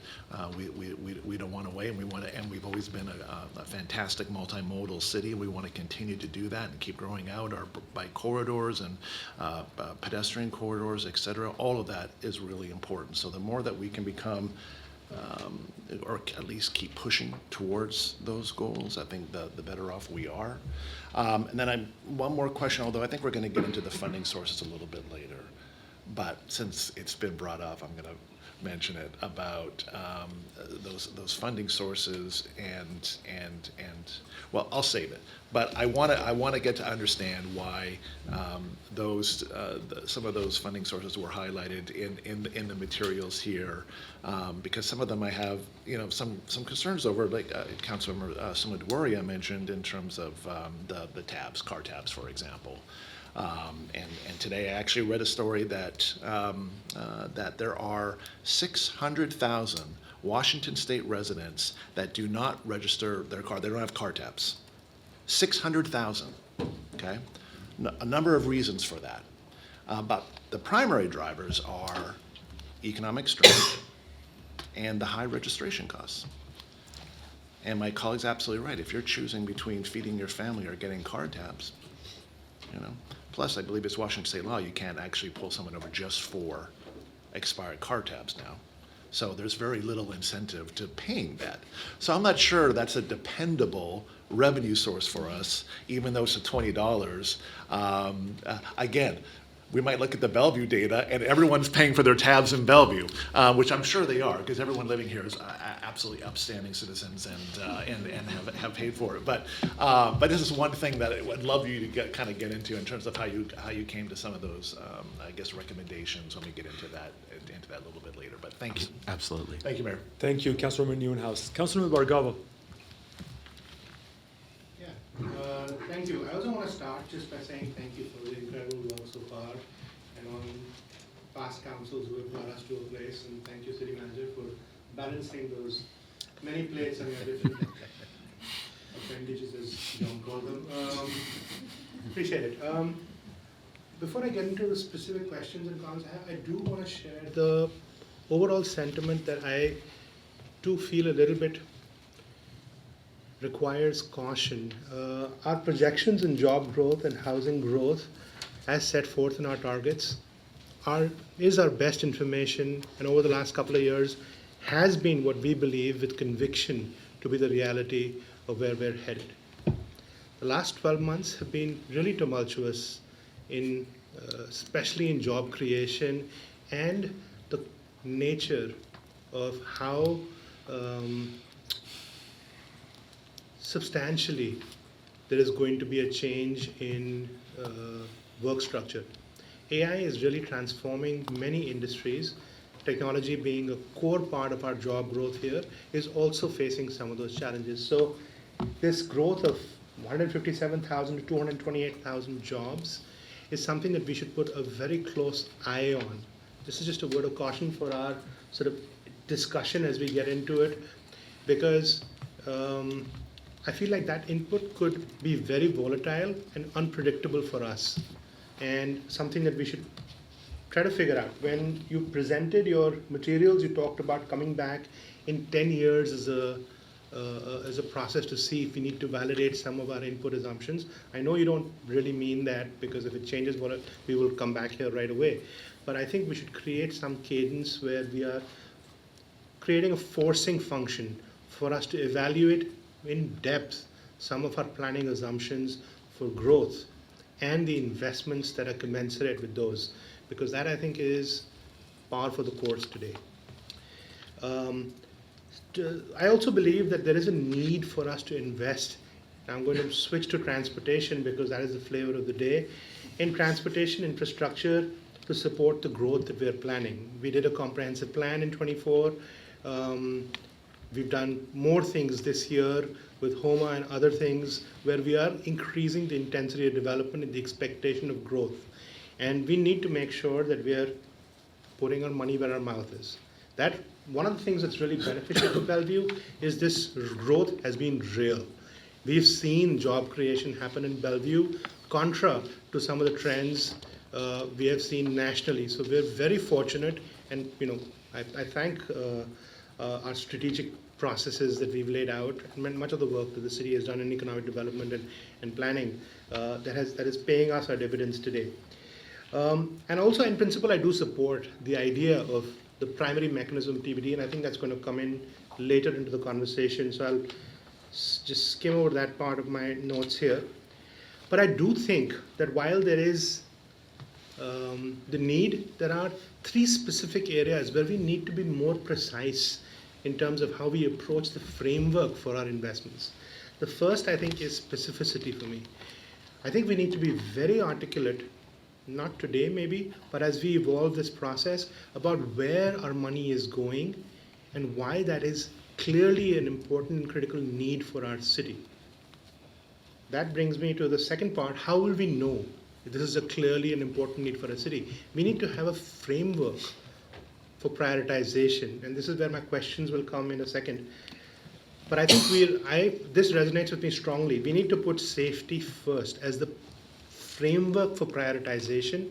That has to be really important from a transportation standpoint. Community safety has to be the paramount goal. Second, how do we achieve balance across modes? This is going to be, you ask anyone, you'll have a different answer. But we, as policymakers, need to have a clear framework on how we establish that balance across modes. That's the second thing from a prioritization standpoint.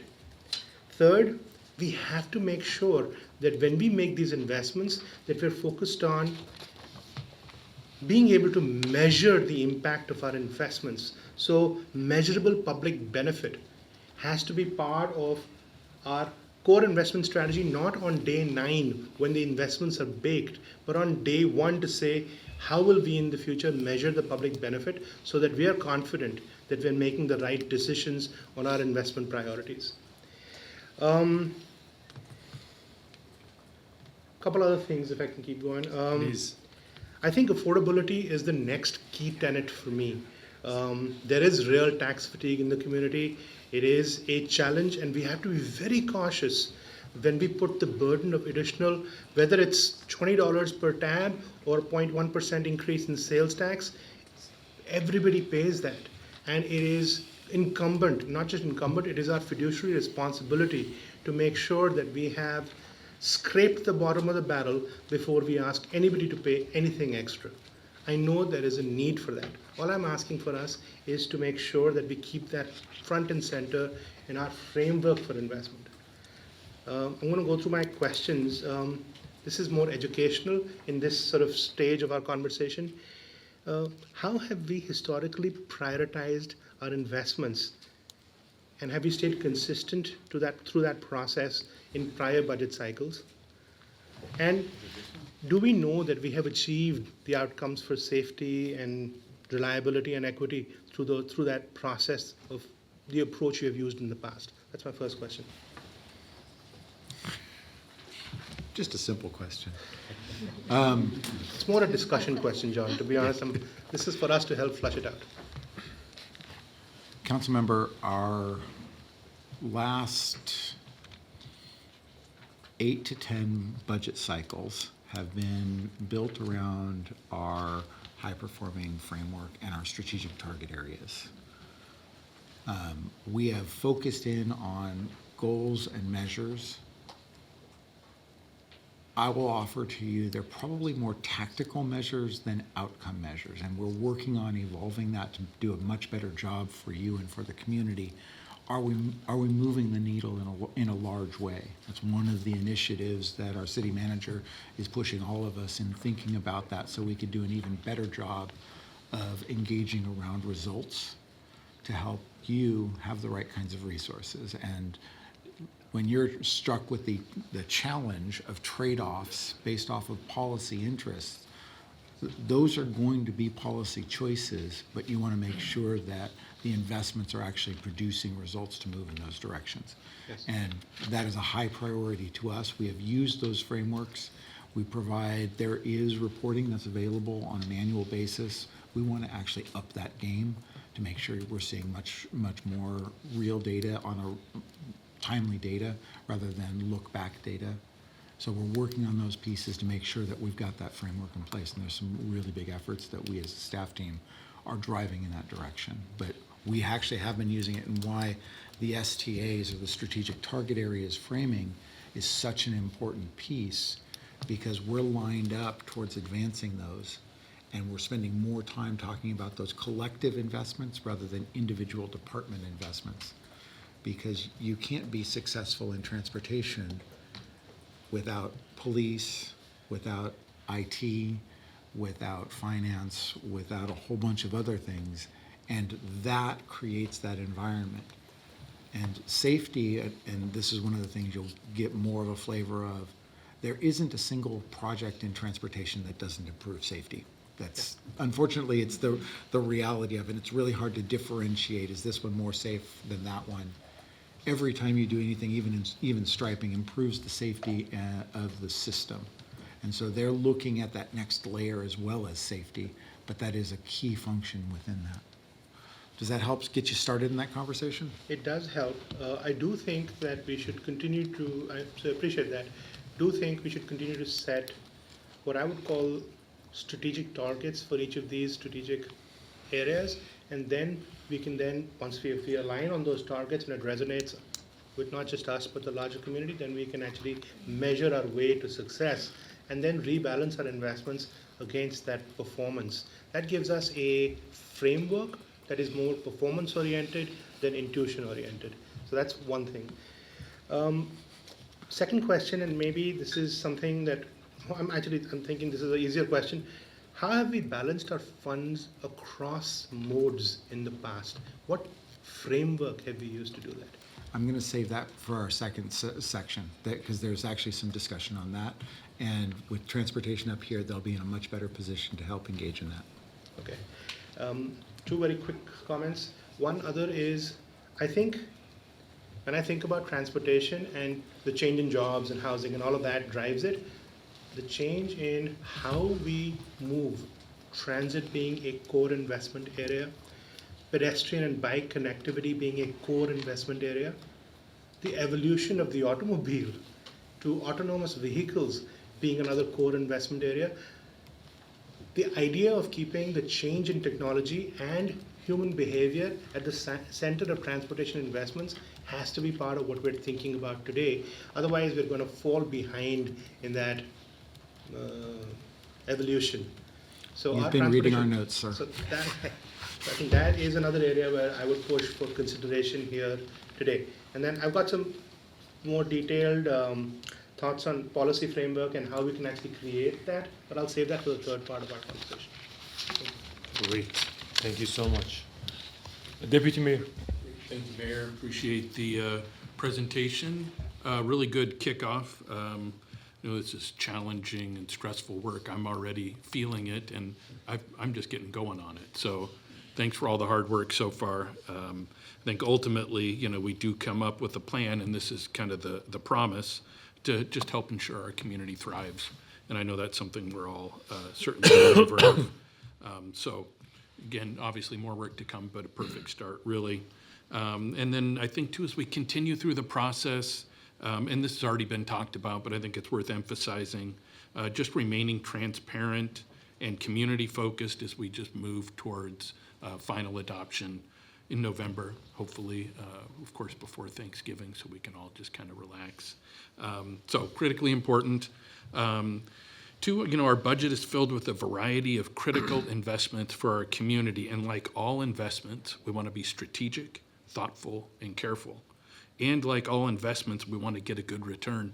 And I think Bellevue has a great track record of maximizing the return on the investments we make, and I'm confident that this budget process is going to be no different than that. Couple of just general comments. 100% supportive of including a proposal for new transportation dedicated revenues and expenses in the preliminary proposed budget. So looking forward to seeing that. While we, of course, need to continue to do everything we can to bring in revenues that have been committed to us from outside sources like the federal government, the state, county, et cetera, we certainly can't act as if any of them are going to come in and solve our transportation challenges for us. So basically, no one's coming to rescue us, and we're going to have to continue to solve most of our own challenges. And that means we need to come up with the money to pay for our critically important transportation projects. I think it's important that we're clear on that from the very beginning. Few general questions for you. I'm just curious, too. I had a question, and Councilmember Neuenhuis, I think, kind of even reminded me of it. But I was just noticing in the discussion materials that there is, it's mentioned about the revenues, 43% of our taxes account for 43% of the city's revenues. And I'm just curious if you could talk about what makes up the other 57%.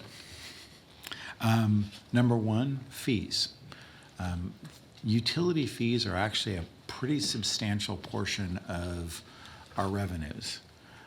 There's a handful of small taxes and things that come in a variety of different ways, but actually the next biggest chunk are intergovernmental contracts. So we provide fire services to other communities. Those are revenues that are within that. There's a whole variety of different types of chunks of those revenues, but it is kind of an odd thing that people think about the government and they're like, oh, taxes are the biggest. It's actually a significant portion of our revenue, but it is not. It's not the only thing, and we are in many ways entrepreneurial in looking at those things. We do look to, when we have a strong philosophy based off of you and your guidance of user-based fees and really making sure that we've got the best match we possibly can find between user and benefit and making sure that those fees have that relationship. But in other spaces, like in parks, we also heavily subsidize those because we want to make sure that there's maximum access. And so there's always a balance to that. And so as you will see coming up in June, you'll get a pretty detailed look at all of the different kinds of revenue. We won't go into the literally dozens and dozens individual lines, but you'll get a much greater flavor of that and begin to really see those different kinds of revenues and how they trend. Thank you.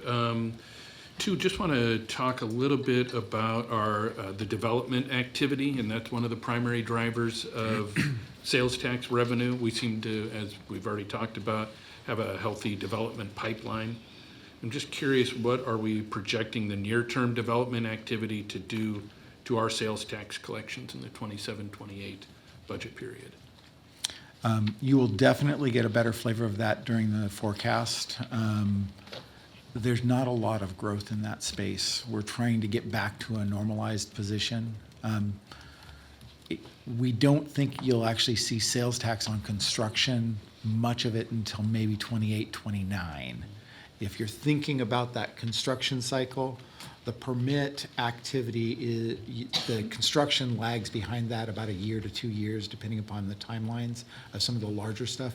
And that's where the largest investments come from, or largest sales tax, is from the big construction, the large multifamily, the large office, hotel.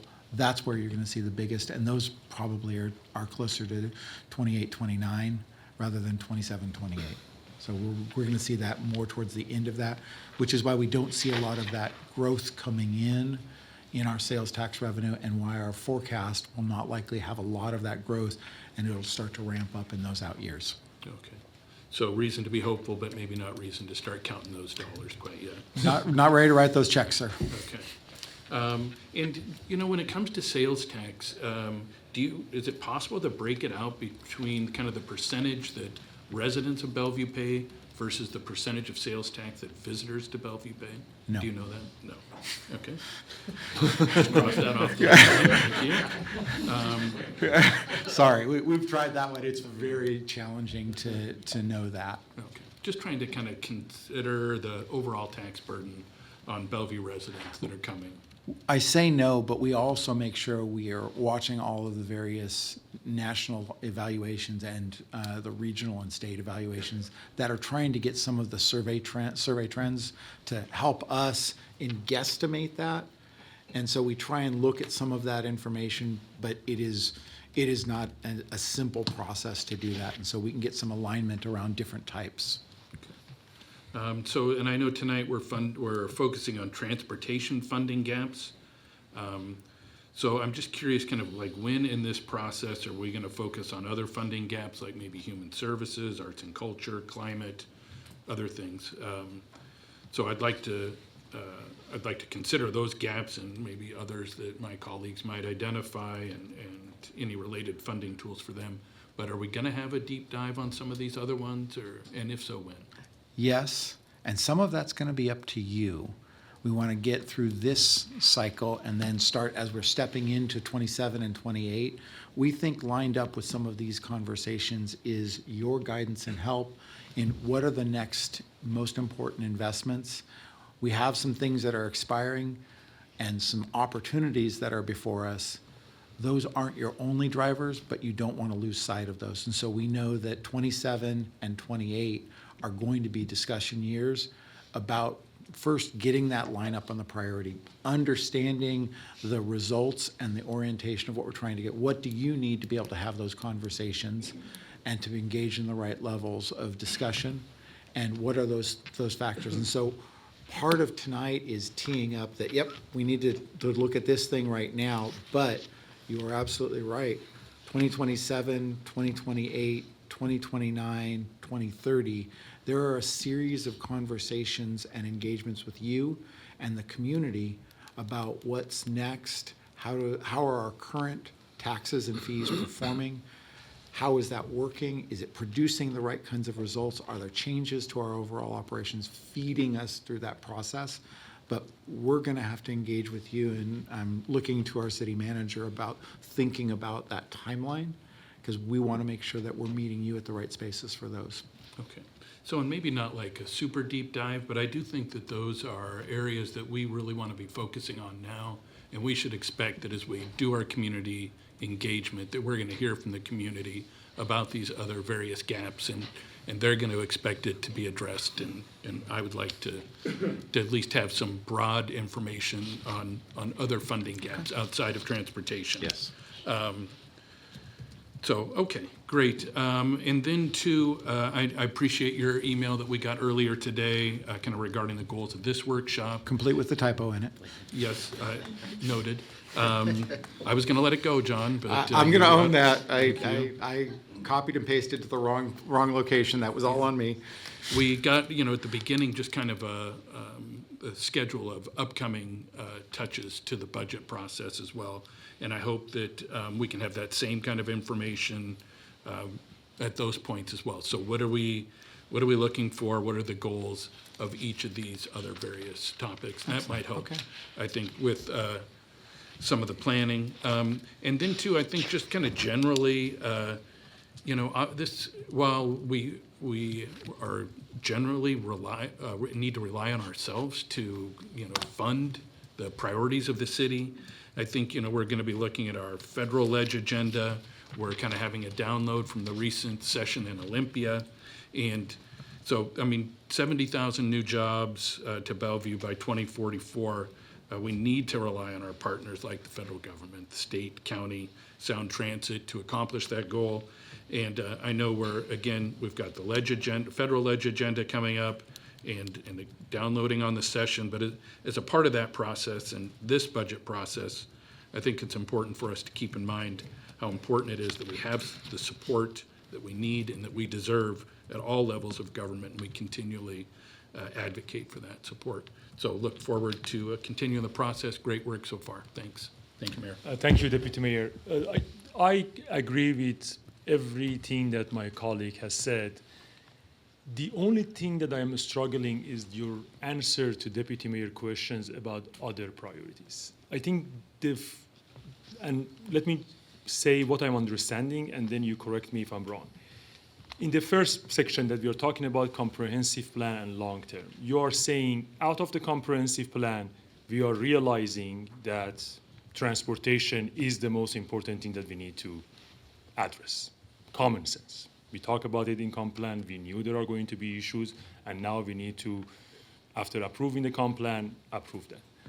But I'm not understanding why you're saying the rest of other stuff is going to be in like 5 years from now, 6 years from now. So what is my disconnect from what you are saying? And if you go back to the first, I think the second slide. I know, that's exactly where I'm going. Yeah. A little bit too far.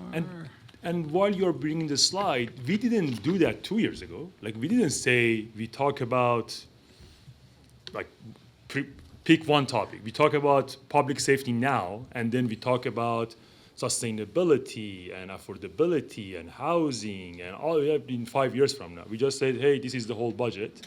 This is the whole big picture. We have all of these priorities. This is how much money we have. That's how we are allocating. But I think this is a different version. Is it because from comprehensive plan and priorities, this is a new way of thinking? So a couple of different things around this. Number one, we're growing. I look at those jobs and housing growth targets. And from a financial perspective, I worry about that. I worry about, are we doing the right things at the right time? And that's the reason for this slide. We didn't do that in the previous budget. We just were finishing up the comprehensive plan, and there was not time to have the pre-conversation.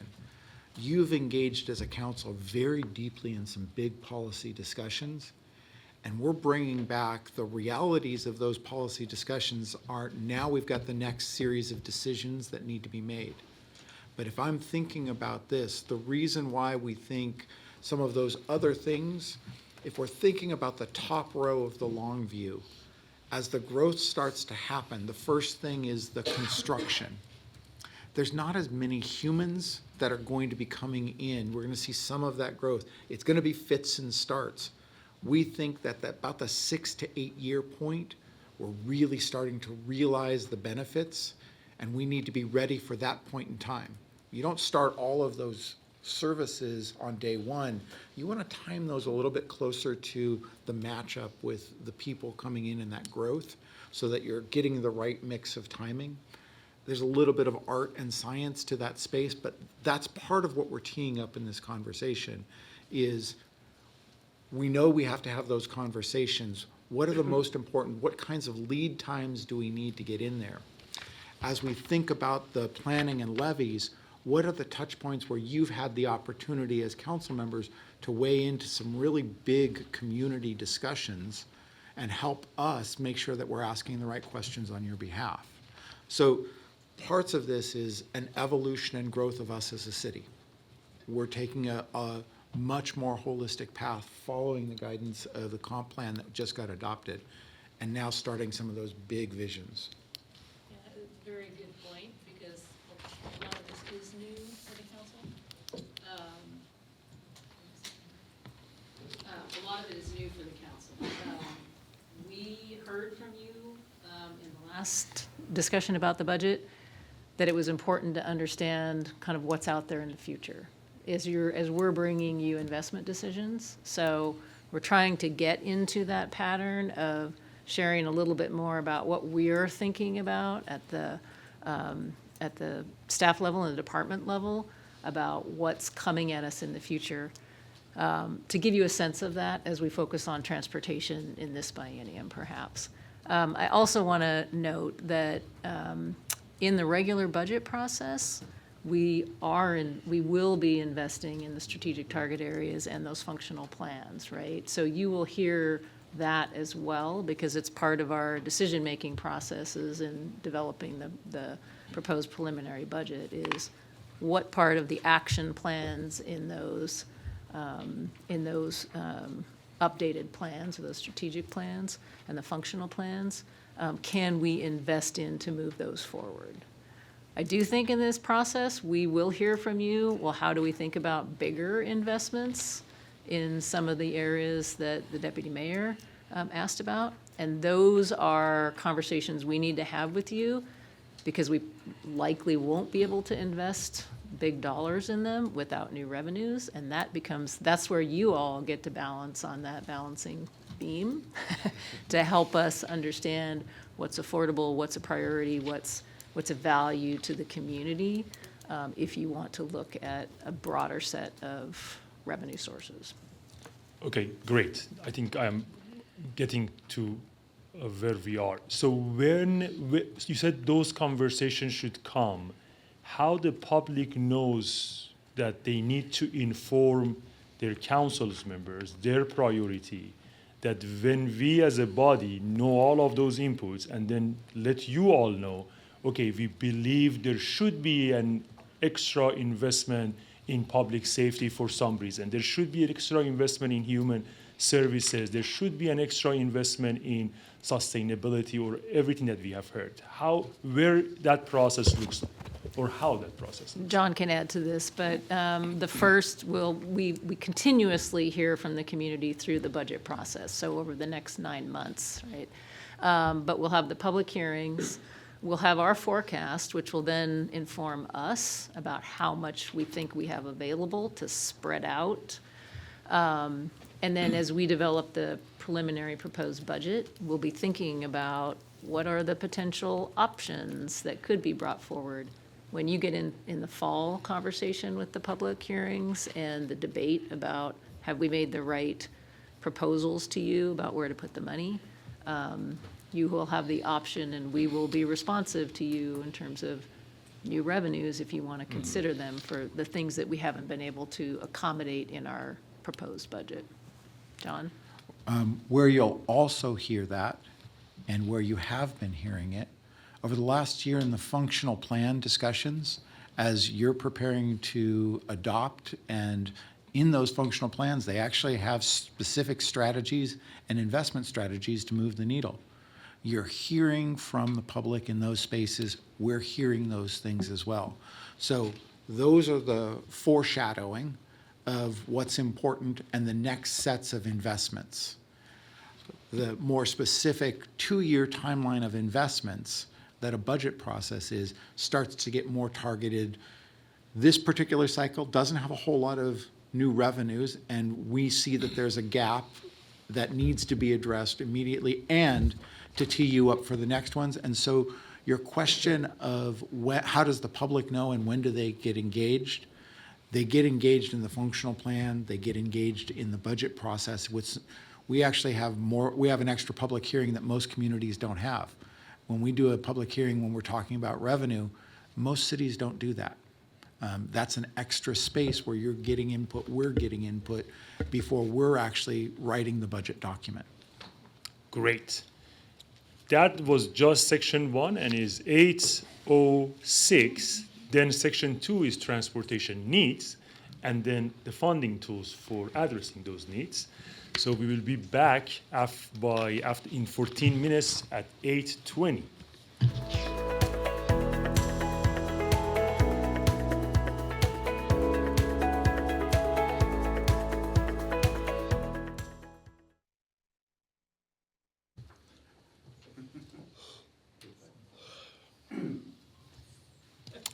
Great, we are back and we can start. John, let's just combine the section 2 and section 3. We don't pause between them. And I am asking my counsel in their question to be a little bit more concise. And whenever you feel that you can give that answer later on via a format, we are all open to that. So please. Okay, well, let me get started talking about the transportation needs. And just a little overview of the transportation planning process. I'm sure a lot of you are aware of it, but it really starts off with the Transportation Improvement Plan, the TIP. And this is something that is required under the Growth Management Act, but it's pretty much every jurisdiction in the country has the same type of process. It's really trying to identify the overall need.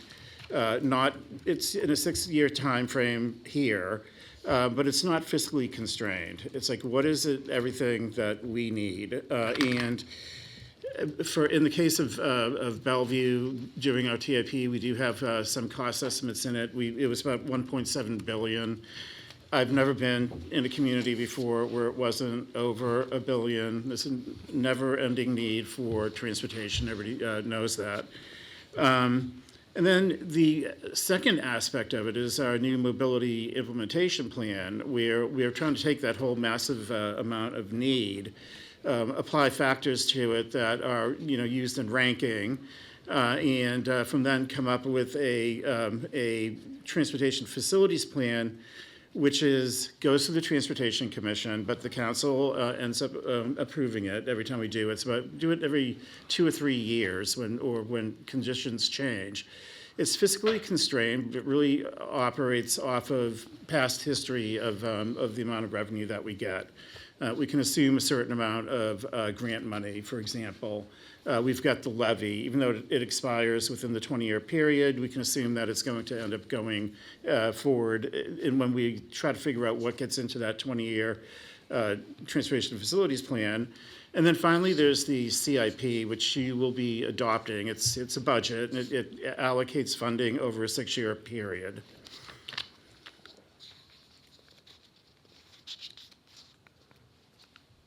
Oops. Wrong one. Maybe you should have done it after all. No. Right there. No. Yeah, okay. And so we've been recently working with a consultant, trying to pull together a new approach to our capital improvement program. There are two different portfolios. This is the more general transportation portfolio.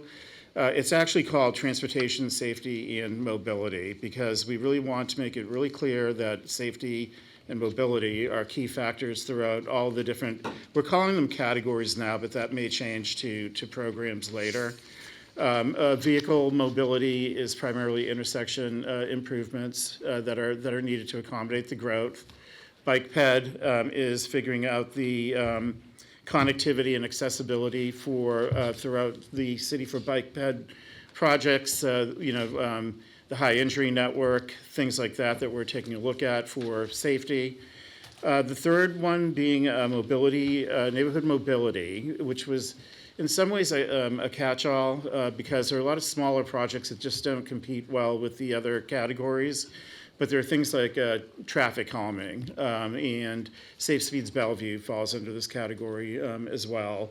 Dealing with the issues that occur out into the neighborhoods, which is a majority of the geography of the city.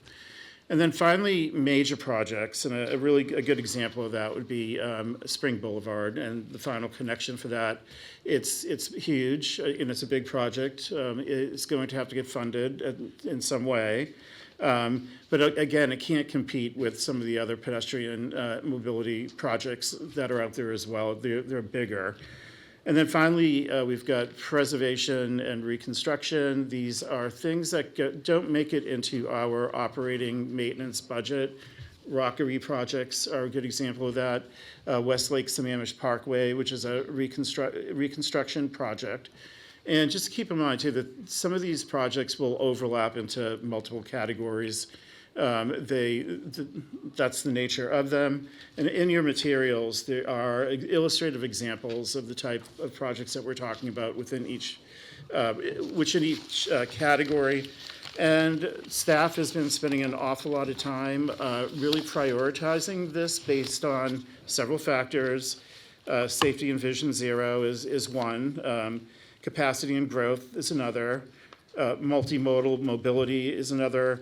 Reliable infrastructure being another one too. Equity and community access, leveraging existing funding. And, just really, we've got lots and lots of lists. And one of the big challenges that we had was going in from what was a programmatic aspect of our plans and pulling out projects so that they are more discrete projects that are listed. And as I said, staff has been going through the process of prioritizing that, and you will see that at some point. Next. Grand Connection Crossing, we've kept this out of the 5 main portfolio buckets for transportation because we don't want, it's still part of the transportation investment. We just don't want to dwarf the rest of the investments. This is a one-time transformational movement. We want to see it, we want you to be able to see it and see it right next to those investments. But we also don't want you to lose sight of that, what's the right levels of investments on that ongoing basis. So we've been really careful to keep them really close. The Grand Connection Crossing is about a $200 to $225 million project. We've already selected our general contractor, construction management partner, who is already on staff and helping us begin that prioritization process. We'll talk a little bit more about that funding stack later on, but this is a piece that a number of us are spending a lot of time on, and quite a number of you, council members, and thank you for your time. Yeah, and it is transformational and will, really increase the economic development of the city.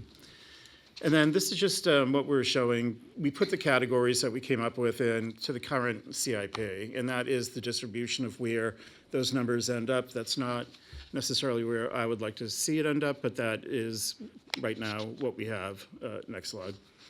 This is an important piece that we're not going to pause for our discussion at this space based off of the guidance from the mayor, but be thinking about this because this is an area that will help us understand when we bring a preliminary budget and bring the lists of projects that are underneath these layers. This is helping us target the right types of investments in that prioritization. So let's talk a little bit about funding tools and gaps. So let's just jump right in to the gaps. So from a transportation general perspective, there's about $10.5 million that comes in from the levy. The general fund is got about $15.8 million a year in debt service for transportation projects.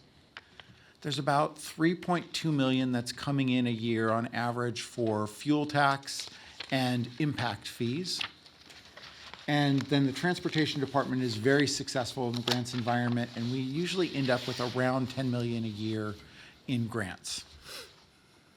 We're targeting with all of that about $50 million a year. If you take out the debt service, that's about, you're really looking at about $34 million a year of a target. That's about a 10 million shy of where we think that right level of investment for capital and then the new maintenance that comes with it. Because if we put something on the street, we want to make sure that we have the capacity to maintain it. Not looking backwards, we actually got current maintenance, we're looking to the future. On the Grand Connection Crossing, I'm going to be a little careful here because we've got a little bit of apples and kumquats in this conversation, but we're starting from, if we are assuming about a $225 million project, that's about $15.5 million a year in debt service, just frame of reference.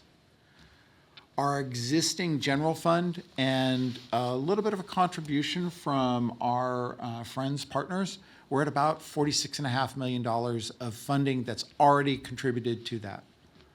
We are anticipating about another 25 million more in contributions. That leaves us with about 153 million left to fund. And that debt service, this was not intentional. It just turned out that they're both about $10.5 million a year. It was completely accidental and coincidental, but they both have about a $10 to $10.5 million gap that we believe. We're going to get a little bit deeper into it, but we wanted to make sure you saw the math as we started things and how we're thinking about those gaps. To kind of address some of those gaps, we have general revenue tools available to us, such as property tax, B&O tax, sales tax, all the ones you see up here in the darker blue section. Of those, things like property tax have both councilmatic and voter approval sections to them, depending on what council decides to do. Sales tax also has some councilmatic program options to it, such as the TBD that we're talking about, or the criminal justice sales tax, those type of things. And the utility sales tax, utilities tax can be also available to councilmatic adjustments. We have 3 newer ones down there in the lighter blue that are specific for transportation. And if you want a more general or detailed breakout of what's in these kind of hexagonal squares, you can see that on page 19 in the handout. And that's a big, long list of all of these. So as we're thinking about this and we started to target a little bit more tightly, we thought about the things that you could do right now that didn't take away from your options for the future, and we're much more focused on transportation-specific investments, linking that relationship. We're also thinking about the who benefits, who pays, which you'll find some of our traditional handouts in this that talk about our residents, our business communities, our visitors, and how the taxes apply to each of those. We want to make sure that you've got resources at your disposal, so when you have those questions, you can start there, and we can help get you through that. So this is all about getting you as much information in your hands, and then we'll supplement that as you've got questions on it. Some of those 3 lighter blue hexagonal ones from the prior slide are more detailed here in specific revenue tools. We have the transportation benefit district side of things, specifically the vehicle fees and the sales tax. Vehicle fees, as we've talked about earlier, is estimated at $20 to be about $2 million a year in that. And the sales tax at a 0.1 or 0.1 is estimated to be about $11 million of revenue bringing in from that. Hold for just a second. To answer the question right up front on vehicle fees, how do we get at that? We actually get from the state how many vehicles are paying registration. So we're going by the people who are already paying. So if you're not paying, you're not counted. We don't have an estimate of the number of vehicles. We're just doing a straight count off of what the number of people who are paying here in the city. On the other side of the slide there, we have other transportation options, such as the tax increment financing. We're already doing transportation impact fees, but there is some space here for expansion of those fees. We have curb management fees, which has been authorized to go forward with. And we also have automatic traffic safety cameras. We're doing a limited amount of them at this point in time, but we are talking about expanding them in this next budget cycle. So the things with the check marks up there are things that you have actually acted on and are moving forward. We believe that these are things that are dedicated to transportation, and while you may be having some ongoing discussions about refining that, we recognize that those are transportation-specific investments. The TIF, we do not have a check mark up there because you will be having discussions very specifically May 5th and May 19th as we're engaged with other jurisdictions in that conversation. And that left us with this question of TBD. Why was that important? Because we started thinking about the intersection of these 2 gaps. because they are all transportation and mobility specific. On the general transportation and mobility side, we've got general fund contribution, the levy, grants, fee-based revenues for our existing and anticipated things that are in play. On the existing and anticipated for Grand Connection Crossing, we've already had a pretty sizable general fund contribution. There's philanthropy, both already received and anticipated, and there's the tax increment financing. We've got this on the anticipated.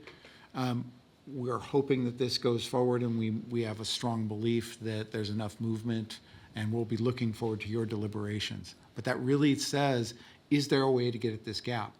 As we looked at that, we think this tool of the Transportation Benefit District funding with very specific investment strategies for transportation and for this new portfolio structure starts to get at the right approach to investments. Now, we also get really detailed. And I'm going to spend some time. You may want to look at a copy of the actual gaps to try and help you understand a little bit more deeply. I'm going to start on the general transportation funding side, the left side of the chart, the left pie chart. If we're thinking about that $50 million, about 20% of it comes from grants, about 6% from the fuel and impact fees, about 21% from the levy, about 32% of the transportation capital investments are in debt service. And we started looking at how to fill that pie. I'm going to tell you, you may look up there and see that there's an 11.7 instead of 10.5. That's because the tools that we've identified, if they're used at their maximum, actually fill this bucket a little fuller than the gap was. I don't know that that's a bad thing or a good thing. It's something that we don't want to lose sight of, because then we'll come over here to the right side of the pie chart and talk about the target for the Grand Connection Crossing.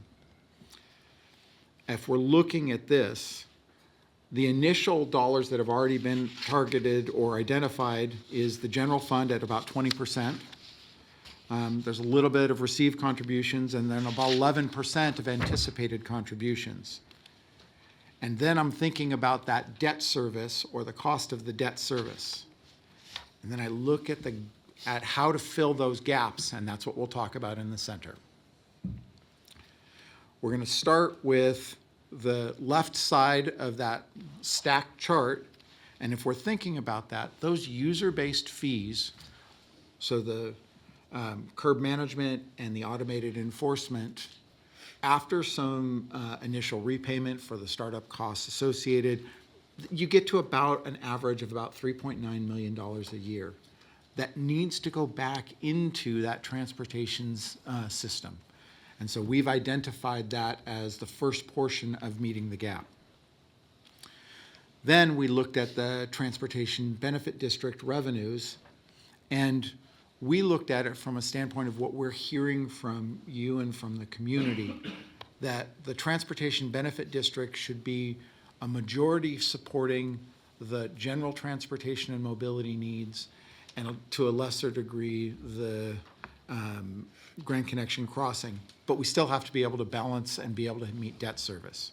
What that meant was about a 60-40 split. So about 60% of the Transportation Benefit District revenues for sales tax and vehicle fees over on the general transportation side.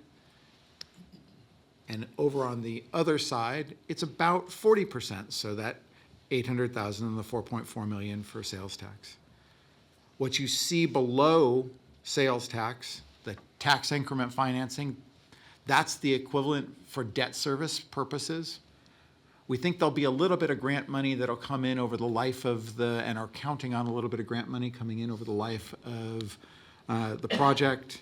And then the general fund has a kick in for the gap that's left over, and we think we can meet that additional 2.8. So we're looking at this set of investments, and were you to look at the Transportation Benefit District, and we're developing strategies around that, we believe we can meet both of these gaps, and in fact, maybe overfill or bite a little bit more heavily into the transportation needs on a general basis while still delivering on a transformational project. And with that, we got through both of those sections, and now's an opportunity for you to give us a whole bunch more detailed questions on transportation. We'll take some of those funding questions and we'll get back to you with those, and also answer some of those things around the needs and gaps. Thank you so much. Councilman Newhouse, we'll start with you.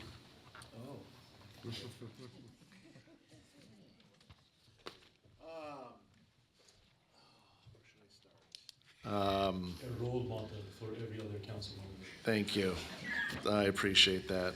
Well, first, comprehensive, appreciate you rolling this out for us to evaluate tonight. And there's just a lot of things to, I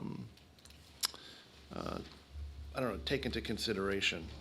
One request that I would have is, can we separate the pedestrian mobility and bike mobility? To me, those are two very different modes of transportation, and I'd like to see the breakup too in terms of, I know combined it's 30% of that CIP, but I'd really like to see going forward that broken up into two different distinct categories. I think that will also be beneficial when we look at priorities for both of those. For me, just going forward, I would like to see it broken out that way. Does that cause any heartburn for you, Andrew, in terms of that? The only thing is that we try to get away from our current CIP, which has like 17 different programs. And so the more categories that you end up having, the more it is resembling that. But you would be able to see within each of the categories, if it was, bike ped, which ones were the bike and which ones were the ped, to be in the list. Okay. Yeah, so I would like to see it then separated. And I just think it's going to help as well when we get to priorities later, and what projects fall under what. Of course, there might be some crossover at times, but I think that's going to be very helpful moving forward. In terms of the funding, can we talk a little bit more about that in terms of okay, so you answered my question about the vehicle fees, so I appreciate that.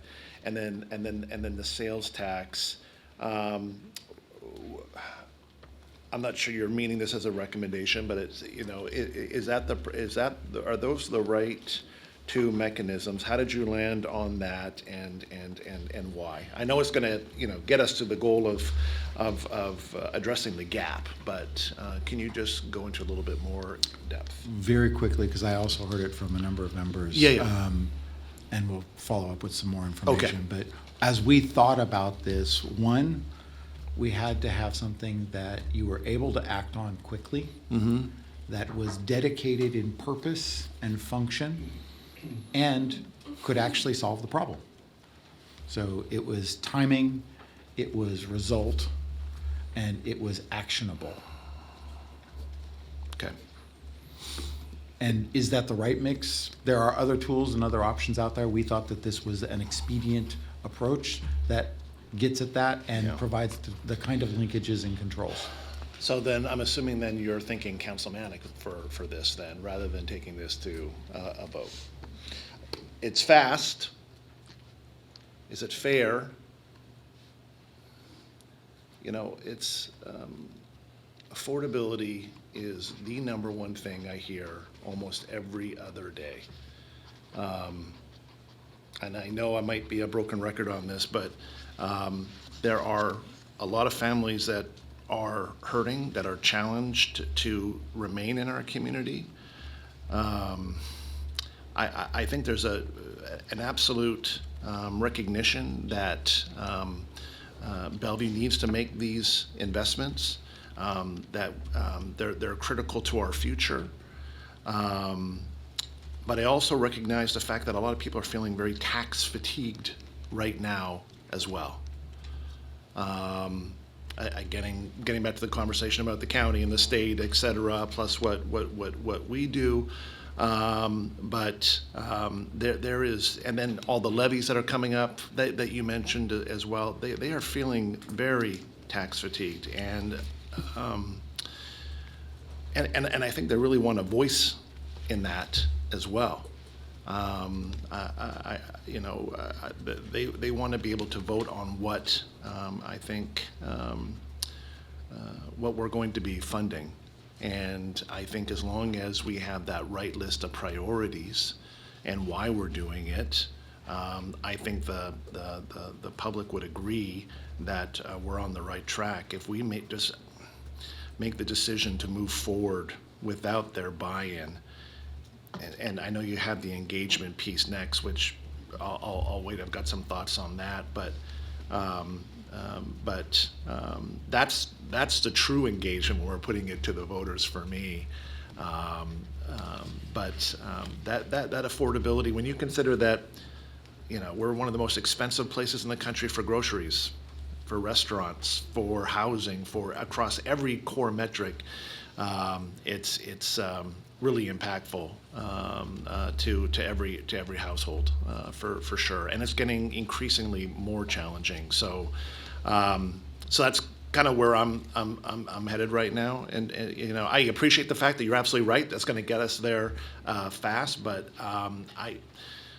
I really think that we should consider putting this to the voters, making the case that this is the right time, the right investment, the right priorities, and get their buy-in that way versus just passing this and putting this into place without the resident sign-off.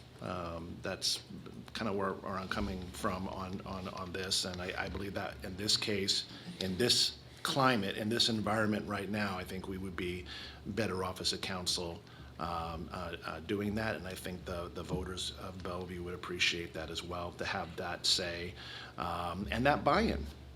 So I'll stop there because I know I'm probably over my time. Thank you, Mayor. Thank you so much. Councilman Bargava. I'll be quick. Three things I want to touch on. I'm going to open on resource readings. First is, I'm going to go back to the 10.5 gap, not for the grant connection, but for the others. So there is a slide that you had for the 10.5 gap. First question for you is, that one. Is there any way that we could be overestimating our gap here? Said differently, two mechanisms. One, is there a way for us to look for other internal prioritization to make up the gap on that left side? And I would love to see if there is, and I'm sure you've already done that, what some of those trade-offs could be, because that could change what we do downstream from that. I'll lay out all three questions. The second is, I know you said this is coming from input from us and from the community, but that 60-40 split that you have taken, I'd like to just see a little bit more rationale on why that, because moving allocations across that can also address the gap, and then we could try to find a large chunk is coming from philanthropic sources for the grant connection, could be further leverage our partnerships to try and balance that somehow. That's my second push. And the last one is councilmatic action versus putting it out to the public, which I think is a really good point. Tell me, without having a value on that, right, like a position on that, I'd love to understand your point of view on the puts and takes there.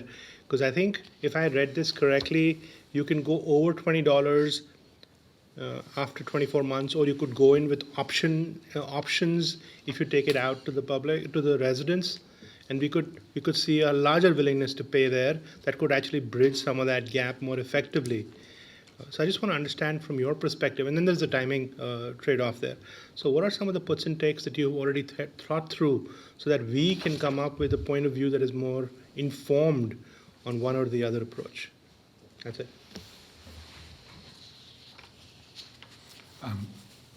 Let me give you just a little bit additional flavor on the puts and takes, if you will. One of the important things that we as staff have to think about, which is your political capital. The number of times you go to the voters and how you go, and what's the right things to bring to the voters versus you. We don't know all of those answers, and part of this engagement is about learning that. But part of this is also about, you also have a very large set of discussions in the upcoming years, and one of the pressures that you've got is, one, we've got to solve a Grand Connection crossing, and we have a gap on transportation infrastructure, and there's a way to get there. So is part of your political calculus and how frequently you go to the voters and we go to the voters as a city is going to be a really important piece of that conversation. And it's one of the things that we've thought about is in that expediency as a piece of that conversation. Very important things. This is no secret conversation. It is very open. We're bringing it up, not waiting until later in the fall. We've been talking about different options for some time, and we're being very careful and thoughtful about how we bring that before you. I'll just add one other component to that, which is the engagement over the next 6 months is really important to informing that as well. Right, so we need to make sure that we are making the case to the public about the value, whether it is a public vote or a councilmanic vote. So that's very much top of mind for us as well. Do you want to address the rest of these questions, 1 and 2, at least not as been addressed? Let me remind you, it's the 10.5 gap and looking for other things Yeah. within the budget and the 60-40 split. We are looking for how can we solve part of the gaps that we've got overall, because we also have things that we want to be careful about what we stopped doing as well as what we are doing. And so we're actually deeply engaged in that conversation as part of this discussion. Yeah, one of the things I think I would suggest, at least I would love to see, is what is the top items on your list to potentially stop doing, even 3 to 5, that would make up a chunk of change, and then one can value the trade-offs. So that would be a really good list to see. And your last question about philanthropic. 60-40, yeah. Well, the philanthropic partnership and how much our philanthropic and our business partners are contributing, there is always an opportunity to receive more, but they are also balancing a whole lot of different demands on their organizations as well. And so we're being careful and thoughtful about how much participation there. And let me be really clear, our Friends of the Grand Connection have been amazing partners throughout all of this, and not just stepping up with dollars, but stepping up with time. And so I know that there are some of those representatives behind me who are very much appreciated in the conversation that they've been in with us already. 100%. I completely value that, and I appreciate that just as much. I'm just curious if the 40% was landed on based on what you saw as the gap or what you see as the opportunity. We got to the split based off of the gap. Okay. And making sure we filled the debt service gap without creating too much of a burden of taking away from the general fund, and finding that balance. And then the opportunity that represents on the transportation side. As I noted, on the general transportation side, that's where it overfills what our gap was intended by about 1.2 million. There are some opportunities that as we look at that, do we do some tweaking and some adjustments to that? This is not a budget proposal. This was really, as our city manager suggested, a way to test with the public that understanding, and are we getting at the right kinds of things? Okay, helpful. Thank you, Councilman Bargado. Councilman Briard. Thank you, Mayor. Really quickly, I just wanted to say, I wanted to reiterate Councilmember Newenhouse's point about, if possible, if it's feasible on your end, to break the pedestrian bike infrastructure into two compartments. I think sometimes maybe it might be unclear if we're investing in bike infrastructure, and then we say, oh, because of the outcomes and how we report it, we've also enhanced pedestrian infrastructure because of this. Maybe there can be more clarity in reporting on that, but I fall to your discretion here. Ditto on Councilmember Bargava's point regarding looking for efficiency gains prior to, maybe I don't think this was his conclusion, but I want to reiterate, looking for efficiency gains prior to asking for more money. I think we're familiar with entities that have collected money and can't account for it. So I think we have to be very responsible with the money we're collecting. Mayor, with your permission, may I ask a question about slide 19, or would you like me to move on beyond that? Because I remember during the okay, go ahead, sorry. Okay, on slide 19, what has informed the percentages and distribution of the CIP investment? Do we think 20% of neighborhood mobility is sufficient to address the gaps that we have in the pedestrian infrastructure there? We've been talking internally about what that would end up being and just the nature of those projects. And we wanted to get your feedback on this too, but we were thinking internally about a 15% split, or let me find it here actually. Yep.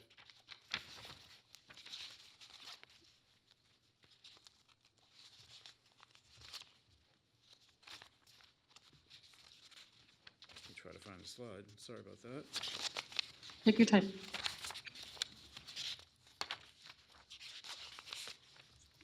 Yeah, we were talking internally more along the lines of 25% for vehicle mobility, 25% for bike ped, 25% for major projects, 15% for neighborhood, and then 10% for reconstruction. But, again, input from the council is going to be very important in that regard. Right. Yeah, okay, so I think this is a better starting point than the numbers you just reported internally. That makes me really nervous about having 25 for vehicle, 25 for ped, and the neighborhood getting 10% or lower than the other entities. I would personally prioritize neighborhood mobility, bike and ped. In terms of major projects, and perhaps my framing is incorrect here, but is there competition amongst these things? Like, for example, if we're seeing neighborhoods where kids can't cross safely to the other side to go to the school bus to get to school safely, but we're looking at investing millions and millions of dollars into the Grand Connection, which, by the way, I'm a huge fan of. But are these two entities competing with one another? I'm trying to understand that dynamic there. But the Grand Connection is it's its own portfolio altogether, and this is just really the Transportation Department program for capital improvements. So the Grand Connection doesn't fall under major projects. They were more intended to complete the arterial street network, and Spring Boulevard's a good example of that. 120th is a good example of that as well. Is completing arterial roads not part of a vehicle mobility, though? It could be, and that's where the overlap comes into play, because when you put a big project like Spring Boulevard into vehicle mobility, smaller projects just can't compete with it. That's why we segregated them out. And there could be, for big projects as well, the Mountains of Sound Greenway is a big project as well. So it's not like they're just vehicular capacity projects either. Yeah. Okay, so my framing could be incorrect here, but it sort of seems like we've got walkability in downtown. We've got arterial roads we need to focus on, and then there's areas that are like missing just basic walking infrastructure. And I know I'm sounding like beating a dead horse here, but maybe we need to recalibrate a little bit. I'd like to see a better focus on a comprehensive approach to walkability amongst all neighborhoods of our city, as opposed to just concentrating on perhaps making other areas even better. That's not very refined, so happy to take your feedback if you want to push back on that.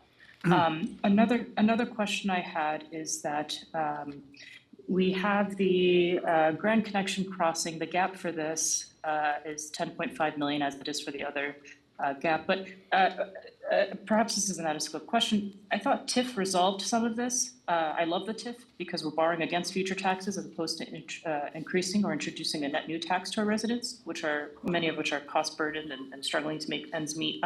Does the TIF address a 10.5 million gap, or is that addressing part of our general fund? I just wanted to seek some clarity there. It is a portion, it is 2.3 million on an annual average basis of the gap. So TIF is a piece of the stack. It does not generate enough to fully fund the project. Got it. Okay. Thank you for that clarity. One last question that I had. Coming from Texas, I got pulled over because of my tabs. And I was like, I don't know what this is. Why am I getting pulled over? And I had to pay for tabs. So hate that concept of the sales tax or tax on tab. But nevertheless, I do support it. What I'd like to understand is, for example, a lot of our residents are cost burdened and tax burdened. If we do the tabs funding tool, could I, for example, could we create a program where I pay $20, $40, whatever it may be, and then I could also opt in to donate an additional $80 to cover 4 people's cost? Could we have residents who are perhaps a little bit more financially comfortable help contribute to a pool that could go towards covering other residents' costs? Does that make sense? Or is that too complicated? The concept makes sense. I am not sure if it is technically feasible, but as we look at the options, we will take a look at what options are available, because we are constrained by the state who is responsible for the collections and what their capacities are. Interesting. Okay. Is there anything we can do on a city level to just establish a pool of funds and have residents who are very passionate about this mobilize and get folks to donate on an individual basis? Because I know we're leveraging private partnerships, philanthropists, but I imagine some residents might be excited about helping in this way as well. We will investigate. Okay. Thank you so much. Those are all my comments. Thank you, Councilmember Briar. Councilmember Robinson. Thank you, Mayor. Boy, I think we have a very wise council. Listening to this, it really is impressive, the conversations that we're having. I do have some questions. I have to say, these categories don't mean much to me. I think there are wants and there are needs. And I think safety is a real necessity. And there are some safety projects in all of these. And so for me, if I were to categorize things, I would prioritize safety projects. So here are my questions, and I'll come back to that. I asked you this at break, and you answered it, but I thought everybody should hear this. Are Vision Zero transportation projects considered public safety? Because that's the category you have to use gambling fees for. For the record, they could be. We have to absolutely look at that and understand it. What we will also explore is we are, believe, collecting some or receiving some already, and we'll investigate that and give you the whole answer on that tax source and what its use is and what we are actually doing on it. Thank you. Where is the Vassar Park neighborhood, if you were to fulfill the needs there? Which category would that project fall under of the 5? Do you know? It could fall under multiple ones, wouldn't fall under the large project category, and it probably wouldn't fall under the reconstruction category. Okay. But there'd be neighborhood bike ped, definitely. Okay. And, getting back to your point too, just about the, safety being an overarching issue, that's why we're calling the entire portfolio safety, because we tried before too saying, okay, safety projects, but they all should be safety projects. They all should end up advancing safety. The whole thing of what we're doing is safety, and that was the thinking behind that. Okay, well, that's comforting. I kind of share Councilmember Bargava's concern about the taxing. I think Councilmember Neuenhouse said it too, like, where do we stop? We never have enough money to do everything we want to do. And I want to make sure that if we go the tax route, that there's like an end in sight, there's a goal, and we achieve it, and we stop and reassess, and we just don't do a lifetime tax on something. And I would like to hear a little more about where we're trimming our budget in other areas. Because we have a big budget, and we have lots of categories outside of transportation. And so I just would be curious to know what we're doing on that end, because I think that's part of balancing the budget. I'm curious, how much money would you say that we are missing through federal funding that we used to get? I thought that we ended up, joining in on a lawsuit, so we're not really missing out on anything at the moment. Okay. And we do collect significant, we have been very successful in the grant arena, for sure. Okay, well, I'm just going to do my little list again of the things that I prioritize, and you can put them in whatever category you want. The safe routes to school, the Spring Zone 3, Lake Sammamish Parkway, transit connections, Lime bike routes, if we're gonna be bringing Lime bikes in, and then I'm gonna add the Vasa Park neighborhood.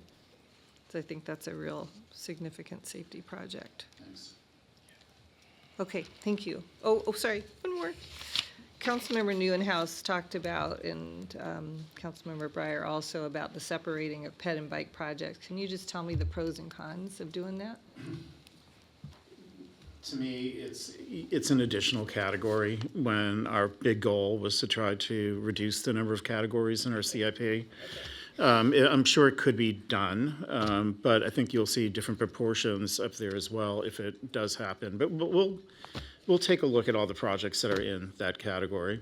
Okay, well, that doesn't really, I'm not that interested in doing that. I'm more interested in prioritizing the safety. Yeah. And the ones that bring.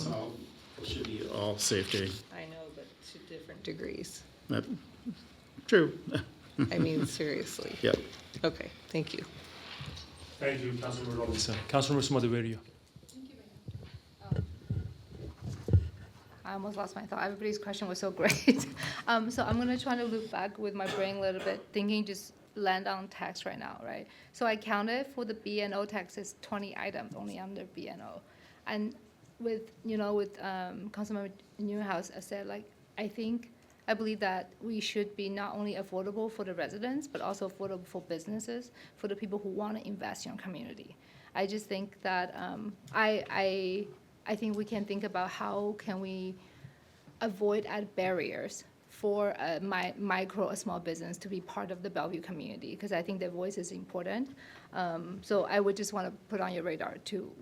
As we evaluate, trying to meet the gap, how can we protect our business and also the residents' voices too? That goes to, I think, the voter, how to communicate, because as we see, there's some of the levy is not expired yet, like the transportation and fire, they still going, right? So before it's expired, how can we proactively communicate with the residents or the voters so they have a full picture about what's coming to their way? And I think the mayor maybe touched it, what's the timeline, how early they can know? Because sometimes community engagement is a lot of work for our staff to do, but also is a lot of work for our residents to able to understand as well. So it's a two-sided story too. Some of the things that we should be thinking about are different kinds of report cards, if you will, or information on what we've delivered. And part of the emphasis that our city manager has us focused on capital improvement programs is to be able to do a better job of sharing with the public what are we delivering and be able to tell that story much better. And so I think that's one of the key features. And while transportation is a focus of tonight, all of our capital improvement program portfolios are going through this same process of, do we have the right ability to tell the story and help our voting public and our businesses understand what they're investing in and what they're getting out of it? And so that capital improvement program is part of the deep dive that we're right now engaged in. Thank you. And that leads to I think that leads to my next question. So do we have any historical data that's transparent that we can share, see how the investment, allocated proportionally to different neighborhoods, including Eastgate or Victoria, different neighborhoods? Because I guess, I think the number of residents also needs could be very different. Is there anything that we can learn about that? Tentatively, yes. Okay. Qualified, yes. Okay, all right then. You know, I just, out of the 5 area that I think, to me, I hold really close is the pedestrian bike lane and then the neighborhood mobility, and as well as the major projects. So I think because these are 3 very nicely mixed priority that's needed to the growth of Bellevue, we are growing so fast. And then as we're growing fast, we have to make sure that not only we're meeting the business development, but also the needs of the average day frontline workers that are able to find a job, right, and able to live and then able to transit closely to here. So I think that safety is really important, and also the multiple option of transportation modes should be also, to me, it's a very important priority to be on the head of the game, so we can proactively thinking about, as we're building more affordable housing, the things that are going to boost the economy. I mean, collecting tax, eventually with the retail space is going to be filled up, right? And how can we make sure that we are also supporting them in I think all the services wrap around that. Another thing I would say, I think the equity mapping to me is very important in this planning of the budget. So I'm wondering, Mayor, is that okay if I ask? Okay. So I think because there's 5 priority when you're picking the choices, I'm wondering how does the equity access, community access part play in making decision of a project we're going to invest in? It was a criteria. It's one of the criteria that we use to rank projects in the MIP. Uh-huh. So it's a key part of what we do. But like what sorry, let me explain it. So how is it actually weighted on one project per se? Amongst the 5, Do you I know guess the 5 answer to that others. one, Mark? I don't. We do, when we're looking at prioritizing projects within these 5 categories, we do have the criteria that you see in your handout, and these do actually have weights on them, so I don't have them memorized Okay. for tonight, Yeah. but we can get you that Could you information. share with me, please? Absolutely. Okay. And one last question is, I think this, share of the proportion of the investment is really good, and then also very equitable. One thing I would kind of advocate a little bit for us to think proactively is, as you know, the Bell Red and Warburton, also Crossroad, they're increasing very fast in the resident numbers. And then I would say, especially for the bike ped and also the neighborhood mobility, would be, I think that we need to think ahead how to allocate proportionally to the growth of the 3 area too. I think planning ahead of the game is always better than kind of survive and putting out fire. That's all my question. Thank you. Thank you, Councilmember Sumadaveria. Deputy Mayor. Great, thank you. Thanks, you guys, for all of that. Just wanted to, I know there was a question that you had put to us about policy and mobility outcomes for staff to take into consideration for developing the final recommended allocations. And so a little bit on that. And Councilmember Robinson touched on this, but safety, I think, that's a critical policy consideration. And then looking, obviously we have our Vision Zero goals, but drive, bike, walk, roll safely, focusing on our high entry areas. Efficiency, let's keep folks moving, kind of no matter the mode, but focusing on roads and intersections that don't meet standard or won't meet standard soon. Prioritizing multimodal connections, especially in the TOD neighborhoods. Enhance our bike network, including designated east-west and north-south dedicated bike lanes. I think if mode connections are called out specifically in any of the prioritization criteria, then I think we're good. But if not, I think that should be in there. Of course, looking at cost, we've had plenty of discussion tonight about affordability. So helping folks connect to low-cost transportation like transit, safe biking, walking, and again, especially in the TOD areas. Climate impacts.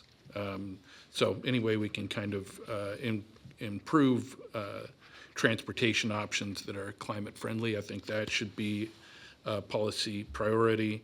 And then just maintenance generally, maintaining what we build in the city, I think is really important. Also to kind of, there was a ask about questions as you prepare the preliminary budget about historical approach to transportation funding and investment levels. None really on that. I do think that the past practice has worked for us relatively well. Also think it's time for a bit of a shift and to look for more ways to fund, especially the transportation investments that we need. I think that the more conservative approach we've taken historically has put us in a position now to be a little bit more bold and take more active strategic approach to funding transportation investments in this upcoming budget. And then just looking at kind of overall guidance for development of the budget and under the new transportation portfolio structure. And I think aside from guidance regarding the policy and mobility outcomes for the final recommendations that I already mentioned, I think we should be looking for some quick wins. I'd like to see us deploy our funds, obviously with due care and consideration, but as soon as possible, reasonably possible. And of course, focusing on our highest priority items. A little bit of talk earlier about taxes. I think obviously any kind of increases we should be very, very careful with. And again, affordability generally is something we all hear a lot about. And I think there's a lot of sensitivity. But I did just want to point out that in the workshop materials, it does show that the city is below the county average when it comes to property tax. $7 million bank capacity. I bet there's not another city in maybe the state that could say that. Maybe there is, but I know that's a rarity. And the increase in sales tax is just going to put us right where Kirkland is, right where Redmond is. Doesn't mean we automatically go for it, but I do think it's important just to think about our increase in that greater context. We're still beneath plenty of other cities in the sales taxes they charge. And then just one last question for you, and that is our parks levy. Are we able to use any of the parks levy money in support of the Grand Connection Crossing or East Trail? That's a complicated answer. Hold on. There's a little bit of a complicated answer to that. Does it fall within the investment buckets? Likely, but I think that's a much deeper conversation about, is the Grand Connection as important as some of the other identified investments that went before the voters? And I'm not in a position to answer that question, but I think that is a excellent parks engagement who can help wrestle with some of that question. Okay, yeah, I think it'd be great. I'd love to hear a little bit more about that. And I know that we talk about certain funding priorities in parks levies, and sometimes those move forward quickly, sometimes not as quickly, sometimes maybe not at all. So I think if we could look at that revenue, and if there's a reasonable place in the Grand Connection Crossing to use that, then maybe worth considering. So that's it for me. Thank you, Mayor. Thank you, Deputy Mayor. Such an excellent conversation. So proud of this council, and I think one of the reasons Bellevue is doing great because of all of this brain power that this council has. +1 to safety, +1 to asking for more tax as our last option, +1 to find some saving everywhere and being more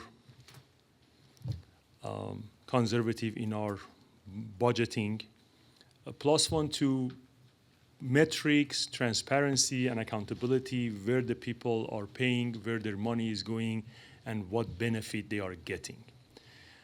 I have two quick questions. One is the slide 19 that you are on. This is the CIP program distribution based on how we historically spend money, or that's a shift in that? You mentioned something and I was not capturing what you mentioned. That is the current CIP that we have broken out into the categories that we're proposing for the portfolio. So you are proposing this? No, that's the existing, what it is right now, yeah. And then you said you don't like it. Well, not that I don't like it, but no, we think that they should be different. I think that we, as staff, thought that, really should be looking at something that's going to be a little bit more for the vehicle mobility, bike ped mobility, and major projects. So then, if you as an expert think it should be different, why you are not presenting that different to us?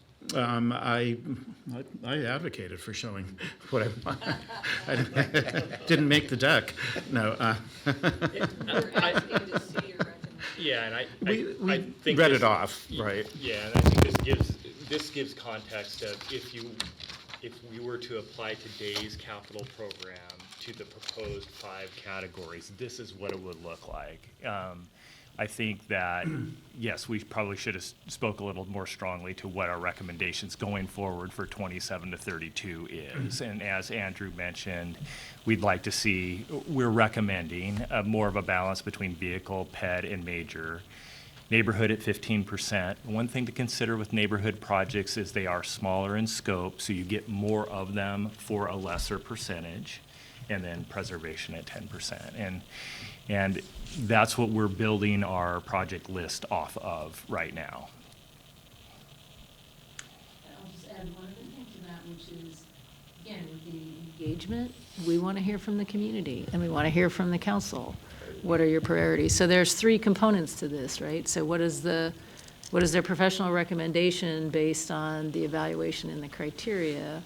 But then also, what are the community and the council values here in terms of the policy direction for the investments? So I think it all goes into that calculation in the end. Absolutely, all goes, but one of those things that goes is the staff expertise and subject matter expert, the consultant you guys have, so you know much more than me. So I would love to see what your recommendation is based on a logic that you guys have, and I would love to see that. The other question is a slide 22, if you can go there. This is where I think maybe Councilmember Barg, 22. How did you end up with that target 50 million per year? So I think if you look at our historical CIP spending over the last decade, we've averaged about $35 million of capital per year. So if we target 50 million and we serve that about $15 million of debt that we have each year that we're serving annually, that gets us at about $35 million of available capital each year.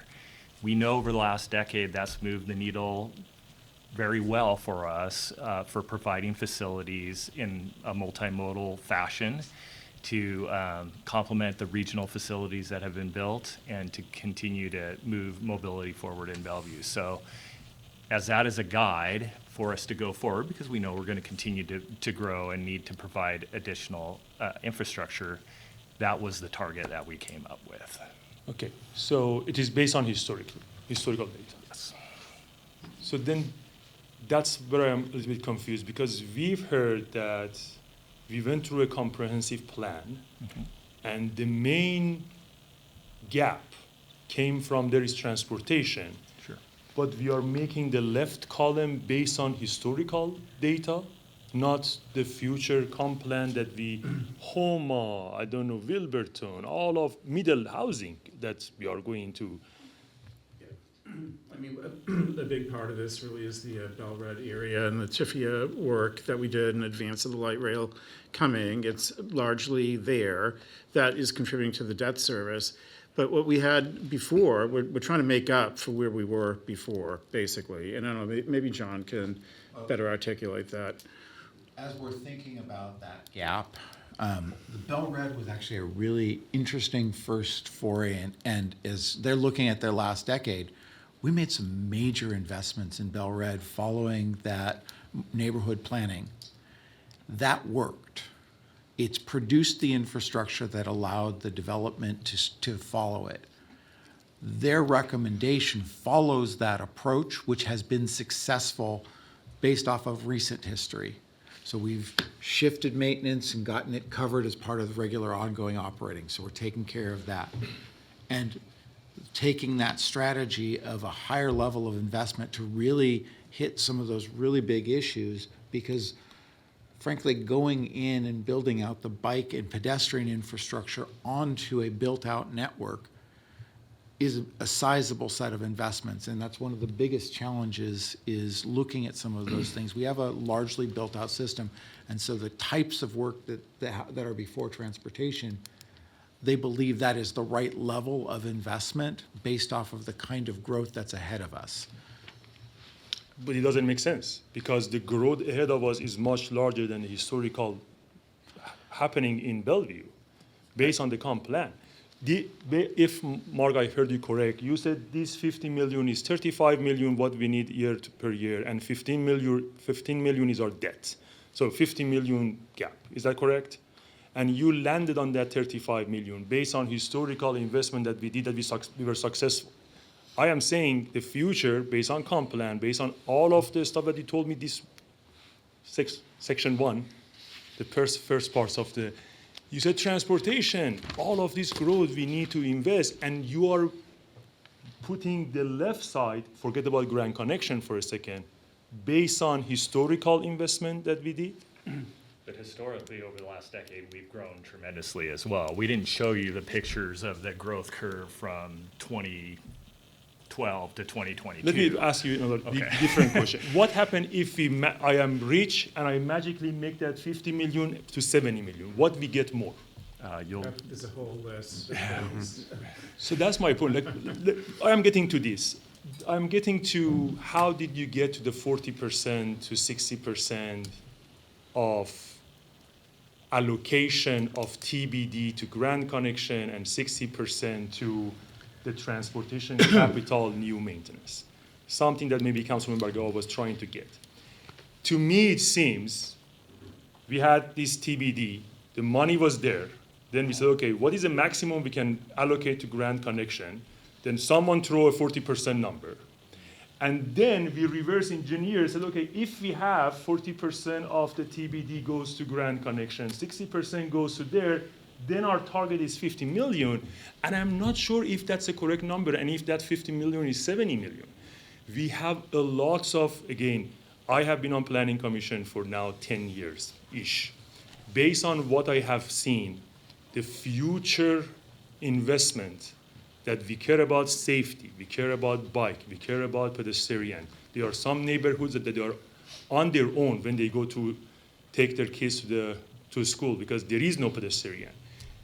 Those, to me, that side of the left of the equation should be more. And if you go to slide 26, then that beautiful math that you did, if it doesn't work, like the TBD, the 40%, the TBD sales tax, the TBD sales tax on both sides, and that doesn't work if we increase the left side more. So, because it's a very important topic, I wanted to give you guys another round if you have any question. Councilman Robinson, if you have a question, please go ahead. Thank you. I just, I'm thinking a lot about what we're talking about here, so I don't have any set opinion, but I'm leaning toward thinking that like Spring Zone 3 and Westlake Sammamish Parkway, in my mind, are large projects that, we've been waiting to be able to afford. We've been waiting. I've been on the council for 12 years and been talking about Westlake Sammamish Parkway all that entire time. So I feel like we really do need to raise funding to get those things done. We're asking children to walk to the school bus without a sidewalk and having cars going, 35 miles an hour next to them. It's just, that's just not acceptable to me. So when I think about using some of these tax-raising tools or revenue-raising tools, that's where I want to put those. The other things I see a little differently, and so I might want to look at different tools for those projects. But like a temporary TBD to get those major projects done with a time limit on it, could you do that? The vehicle sales tax has two different types of time limitations. First off, the 0.1% for general can be it's only 10 years, and you have to make another decision to re-up it. Or you can use it for debt service, and it is specifically associated with debt service. And we'd probably look at splitting it, should we bring it forward in the end, where portion of it would be specific to debt service and end when debt service was done, and the other has a 10-year time limitation, which would have to come back. Okay, so in our next conversation, I'm going to be really interested in looking at the specific tools and how we might apply them. Okay, thank you. Thank you. Councilman Bargawa. So Some of the comments from the mayor sort of resonate. The challenge I had with your budget allocations, and I think it'll be helpful to get more clarity on the inputs there. That's one. And I, sort of as a thought exercise to help provide input into the actual sort of framework, I'm just going to lay out 4 or 5 points here. One, safety is the first filter. I think lots of people have said that today on this dais. So investments should reduce the risk and increase safety outcomes. That will continue to be a yardstick we use. Clear, transparent prioritization. I think public benefit, urgency of need, and alignment with our growth plans should be how we think about prioritization from my point of view. Number 3, balanced modal investments, and that balanced modal investment actually cuts across those 5 categories that we were looking at in some ways, because now you're looking at different ways to invest in transportation infrastructure in those 5 categories. So for me, that can be a very similar framework. Number 4, focus on high impact projects. Transit access is really important for us. Supporting downtown and key economic development drivers in the city, really important for us. Strengthening the overall connectivity with bike and pedestrian frameworks, very important to us, which ties into some of the feedback we've heard. So prioritizing those, really important. So focus on high impact strategic issues that we're dealing with. I think financial discipline is the next one for me, which we've talked at sort of at length, but I'll just say that existing resources have to be fully optimized. I think new revenues have to be tied to measurable outcomes. And then investments have to be sequenced responsibly so that we're not over-invested in something. And I think that was the point you were making, John, so I'm just following up on your lead. And the last thing is maintaining some form of flexibility and look back on a frequent cadence so that we're not oblivious of the market changing or the conditions changing. That's it. Great. Anyone else? Deputy Mayor, please. Just a question on the $15 million debt service. What have we built with that $15 million? What's that go to? Really all the TIFIA projects out in the Bellevue area. We really did the arterial network in advance, except for that small, the piece of Spring Boulevard that needs to be completed. And several other projects too that were bonded, including the extension of 4th Street, for example, was one example of that too. And we've got a detailed list of what that looks like. What's old debt? This isn't new debt we're taking on we'll be servicing. No, that is debt that's just wrapping up its final delivery. Councilmember Newlands. Thank you, Mayor. Just thinking about it based on Councilmember Bragado's comments and also the mayor in terms of, we're looking forward towards the future and understanding the additional infrastructure and needs that we're going to have moving forward. So when are we because this seems very specific to short term, but we're building to 2044. So at what point are we going to see how are we going to get, what does that 18-year horizon look like in terms of between now and 2044 to get where we need to be, not just short term, but long term? I think that going through this process and with all of the listings and everything that we've been doing internally, that it would lend itself to a TFP update that will show everything that's going to be in there in that 20-year period. And it'll really kind of show what the new revenue is actually going to be paying for. Okay. So based on the work that we're doing today, you'll be able to then see that horizon in terms of what we need to do. Okay. Yep. Okay. And the mayor, are we going to have a chance to weigh in on the engagement? Are we still going to get to that, or are we wrapping up now? We are wrapping up. So Okay. Well, let me speak to the engagement piece then. Yeah, you finish your yeah, engagement, thank you. and then we go to you, Councilmember Sumadavi. We are wrapping up. So I'm looking at the engagement slide. Tell me how these tactics are going to result in a different outcome versus what we saw during the middle housing conversation. meaning that I'm seeing a lot of the same tactics that led to a gym being overflowing with residents that didn't know anything about middle housing coming and were very concerned and did not feel as if they had a chance to weigh in on the process. I'm not saying that's going to happen, but my point is that we still haven't found the magic formula in terms of engagement, especially on really big projects. And we will have failed on engagement if we, at the very end, I expect a little bit, but if it's overwhelming numbers when we get close to November and there are a ton of public coming forward saying, I didn't know about this, I didn't get a chance to weigh in, then I think we have failed on the engagement process. So, we can talk about this more later in terms of the specific tactics, but what I'm just seeing here on this slide, it just feels like a repeat of what we've done before, and I don't want to, I don't want that surprise for residents finding out the last minute, regardless if we go the councilmanic approach or it goes to board, et cetera. I really want to ensure that we go above and beyond to, especially as something as important and as impactful as it can be to not only residents but businesses in terms of their budgets and operating expenses. I will really want to make sure that they have an opportunity to weigh in on their priorities and understand how it's going to impact them.